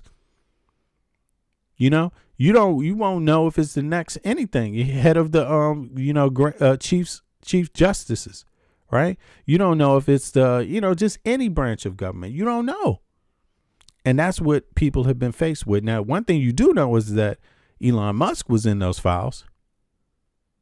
He's been walking all up in your treasury. Is there any danger in there? Can anything dangerous come of that? Who knows? But here we go. That was just to answer that question. Something like that. Yeah, well, it does appear as though Bill Clinton knew Jeffrey Epstein. We don't know the extent of their relationship. So Bill Clinton, right? So I think it's if you're going to target Republicans, you should. I mean, I would want to know. That would explain some things that maybe. Possibly if he could explain some shit that he's done. But come on, the dude's already been this Monica Lewinsky. He's messing around with interns and shit. That's bad. That already indicate, it doesn't indicate rape, or of minors or anything like that. But it indicates that he crossed the line of professionalism. Like this guy mixes business with pleasure. You see what I mean? And he's unfaithful. So. target Democrats as well. Everyone should be held accountable. I don't really think the Clintons have much to offer. I think this is more of kind of a political targeting and trying to get this story off of Trump and onto another big name that's a Democrat. That's part of the Republican plan recently, and Clinton fits into that. One of the things that's really important for us all to remember, I have to remind myself of this, when he was friendly, at least, with Jeffrey Epstein, Donald Trump was a Democrat. Okay, let's not forget. So when he's talking about facts, the Democrats are the only people that knew him. He was a Democrat. Yeah, he's talking about himself. At the time, he's talking from experience. Those videos pointing at the women and all of that. Just one thing that we need to keep clear. Yeah. You wrote recently to the FBI director about potential tampering of the Epstein files. I'm going to read you to you. The American people understandably have concerns about the president using his political influence over the files release and either tampering, destroying, or selectively releasing and withholding files, particularly in light of the Department of Justice's announcement to start investigating Democrats who were associated with Epstein. What can and what are Republicans willing to do that are on the committee? Because I assume you've talked to them about this on the Oversight Committee. What are they willing to do to provide some actual accountability? Because Donald Trump's clearly very involved with the idea of what's in these documents, whether he is telling them what they can release, because that is how he has worked up until this point with this Justice Department. It's very hands-on, to say the least. Yeah, I'll say we've been dragging most of the Republicans on the committee, kicking and screaming this whole time. And so it's been, very difficult, but we've been able to get some of these subpoenas out. But let's remember the subpoena we've issued to the Trump administration, the entire unredacted release of the files to our committee, and then we can help redact the victims' names and get that out. The bill that the president just signed is the release of all the files to the public and the committee. This is not selectively releasing files that make Democrats look bad. It's not taking, Jeffrey Epstein's brother right now is out there saying that they've cleansed the files, they've tampered with the files. They're in Winchester near my home in Virginia, and that there's something going on there, right? So we want to get to the bottom of what do they mean when they say Epstein files? How many Epstein files are there? Pam Bondi said they're on her desk. Well, others have said that her desk wouldn't be able to fit all the files that the DOJ and FBI have from over the years. So I have some questions, and I haven't gotten any answers yet. How do you hold the DOJ accountable when they're saying, we're going to do this investigation, right? We're going to do this investigation. A lot of people are worried, including Mary McCord, who I think was the first person to say it on MS last week on our show, talked about, you say you're doing an investigation so you don't have to release things. How do you make sure they comply with the bill and now the law? So if they're selectively releasing files or tampering with files, we have a couple aces in the hole. One, we have other documents, such as the Epstein Estates documents. Yeah. We also have subpoenaed the bank records from a few banks. We want more from the committee. And then we have the biggest ace in the hole, which is the victims. The victims can tell us what's missing, what's there, what names have been scrubbed off the list. And so they've been incredibly helpful in this investigation. And, it's just, to me, I would never understand why someone wouldn't get that. The victims, it's not, like you heard Dershowitz, he made it sound like, how come they don't come forward? How come they don't come forward? How come you don't go ask them? How come you don't go ask them? You get that? With Dershowitz, it's like, how come they don't come forward, even though it's obvious because many of them had death threats. I mean, if you can't prove your case, this is what happens. If you can't prove your case because it happened back then what are you going to do? How's it going to get proven? You have to have corroborating evidence. You have to have other evidence that can corroborate it. That's it. That's what you got to have. Something that can corroborate the things that you say, right? And if you don't, how are you going to win a case? How are you going to win a civil case? How are you going to win a criminal case? Right? How are you going to do that? But does that mean it didn't happen? Right? And what these dudes do is they basically threaten you or try to pay you off to stay silent. Right? And then either way, right? Either way, what they don't want you to do, they're going to put enough pressure on you to not come forward. Now, but my thoughts on it is like, even if you say, okay, they didn't come forward, but did the Justice Department go to them? Has Pam Bondi gone to them? Has Kash Patel gone to them? Have they contacted them? You've never heard one time that they contacted them. And if they did, you would know it, because Pam Bondi would be the first out there, and Cash Patel to say, we did try to interview the victims. They wouldn't comply. Right? So, I mean, you got to put 2 and 2 together. I don't see any way that these victims are not going to be the end of a whole lot of folks.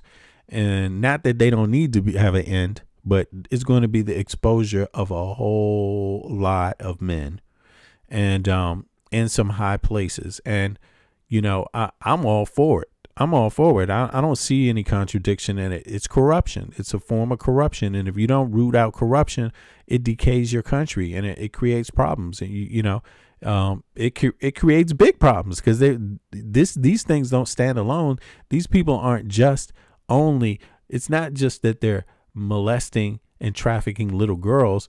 There's blackmail involved. And there's also this insider club of, you keep my secret, I'll keep your secret. I'll help you get a contract. You get this contract, that kind of nepotism, you see, going on at the same time. So it's huge danger. It's huge danger.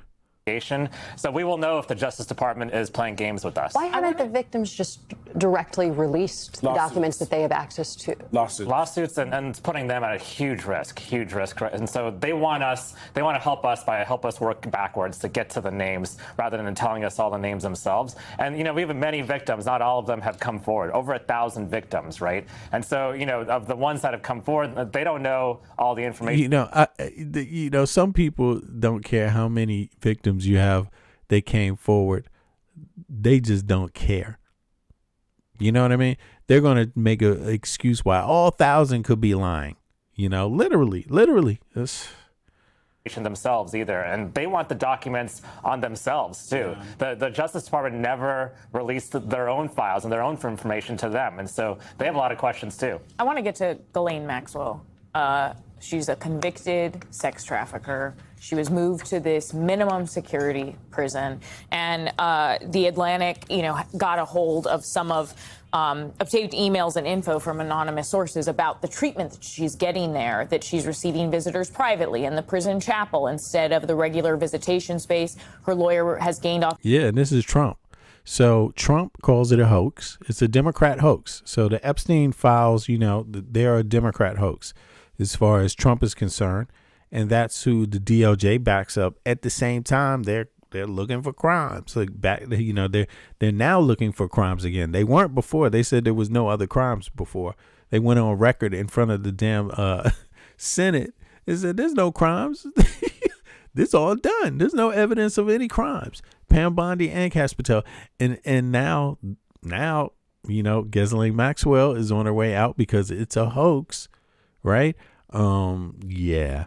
This situation is going to be a watershed situation for the U.S. in a good moment, and I will never understand why anyone would not happily want these files released and every single person involved to be exposed, especially anybody that's in power right now, anyone that is in office right now, anyone that is in government right now needs to get the hell out of government. If they're in these files. So, I think that's a good moment to celebrate. And I think it would be really, really weird for anyone to see it otherwise. This does have serious it has some serious consequences and creates serious complications for people. So, nepotism and corruption is a serious thing, and if you don't root it out when you have the opportunity to, it only grows like a cancer. So, I hope these files come out, and I hope people keep doing the hard work to make sure that they do. But until then, fucking impeach Trump anyway. Goddamn, what's taking so long, y'all? All right, now I'm out. I appreciate everybody for coming out. Damn, it's been like 3 hours, but that's the news. It's a lot of news. This is not all the news. But in any case, I appreciate y'all. Hit the like button if you don't mind. Subscribe if you haven't subscribed to my channel. I'll be back. Starvation, the recipe, people subdued. When the people you trust got it in for you. Deceit is the word of the day in every crew. Don't let it go. It's from the days of old. Time is up, but some still do not know. Can I make up my mind? Is it worth the dime? Do I have to take a minute just to make it mine? Life's never fair, but don't listen to the TV. Go out and take a listen to the streets with the people in the slums and the homeless bums with degrees and degrees sitting under a tree. It's not easy in the world for the poor man, the one that brought you to reality. See, they don't want you to know about the black sheep. Leaving 7 roads to the 12 families all around the globe with an ancient code. Is it really asking a lot to say a death old? Cause we sitting on the earth looking back at extinct, and I'm standing on some ground that's about to sink. I ain't scared for a minute, I ain't about to blink, but I documented for the world what I see and think. Feel we on the call and up and we on the break. All Congress gonna do is waste paper and ink. Vote or die, you voted and you'll die. You can have it both ways, can't say it's a lie. You can march all you want, but they playing you wrong. They only understand war, it's the same old song. They want war,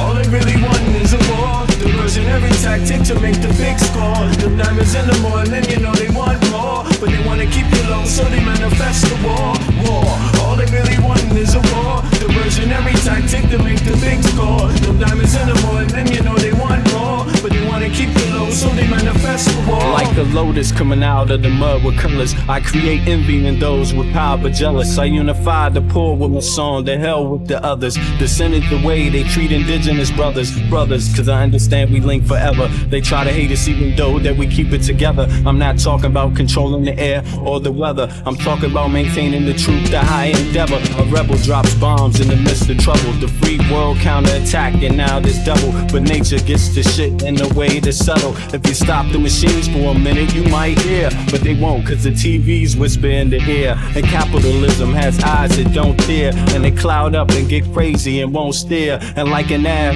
it's hard to get an ass to listen. Living like this is like living in prison. It's hard to keep hope when you're living in prison. The spiritual thoughts, so yes, the mental prison. The outside, yes, it's got to get through. Something's gotta die, so something here can live. Your life is nothing if you got nothing to give. Keeping the spiritual, yes, disguised as religion. Controlling your mind, the mental prison. They want war, all they really want is a war. Diversionary tactic to make the big score. The diamonds in the morning, you know they want more, but they wanna keep you low, so they manifest the war.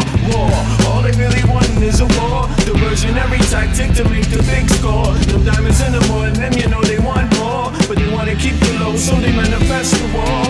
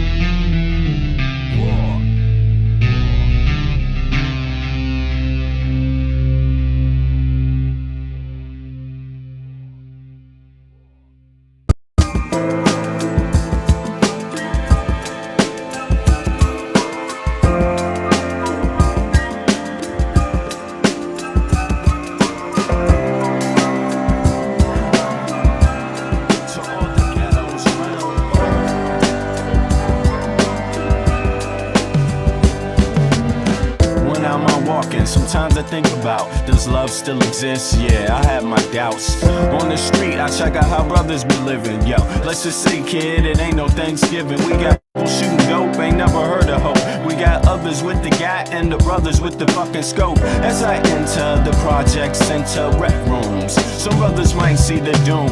I see my Apollo fat pockets of papes. He knows the neighborhood biddies with all the dopest shapes. There goes Rollo with the blowout fro. He's got a gap, ayo niggas gots to go.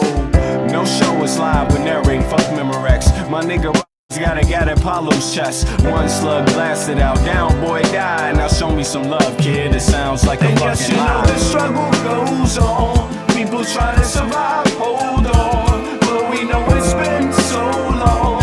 Pain without a limit, so wrong. Sometimes I think how the world come to this, a place where every man and woman needs a therapist. Mass confusion, people living in delusion, justify all the bullshit through the Constitution. Meanwhile, the masses struggle to survive. I think we're too busy to hear our people's cries. Single mothers struggle to raise families. Genocide committed through famine and disease. I wonder if these things will ever cease to exist. I know it could if we cease and desist. Giving all the power to the industrialists, giving all our power to the damn commercialists. They see us just as being sheep in this world.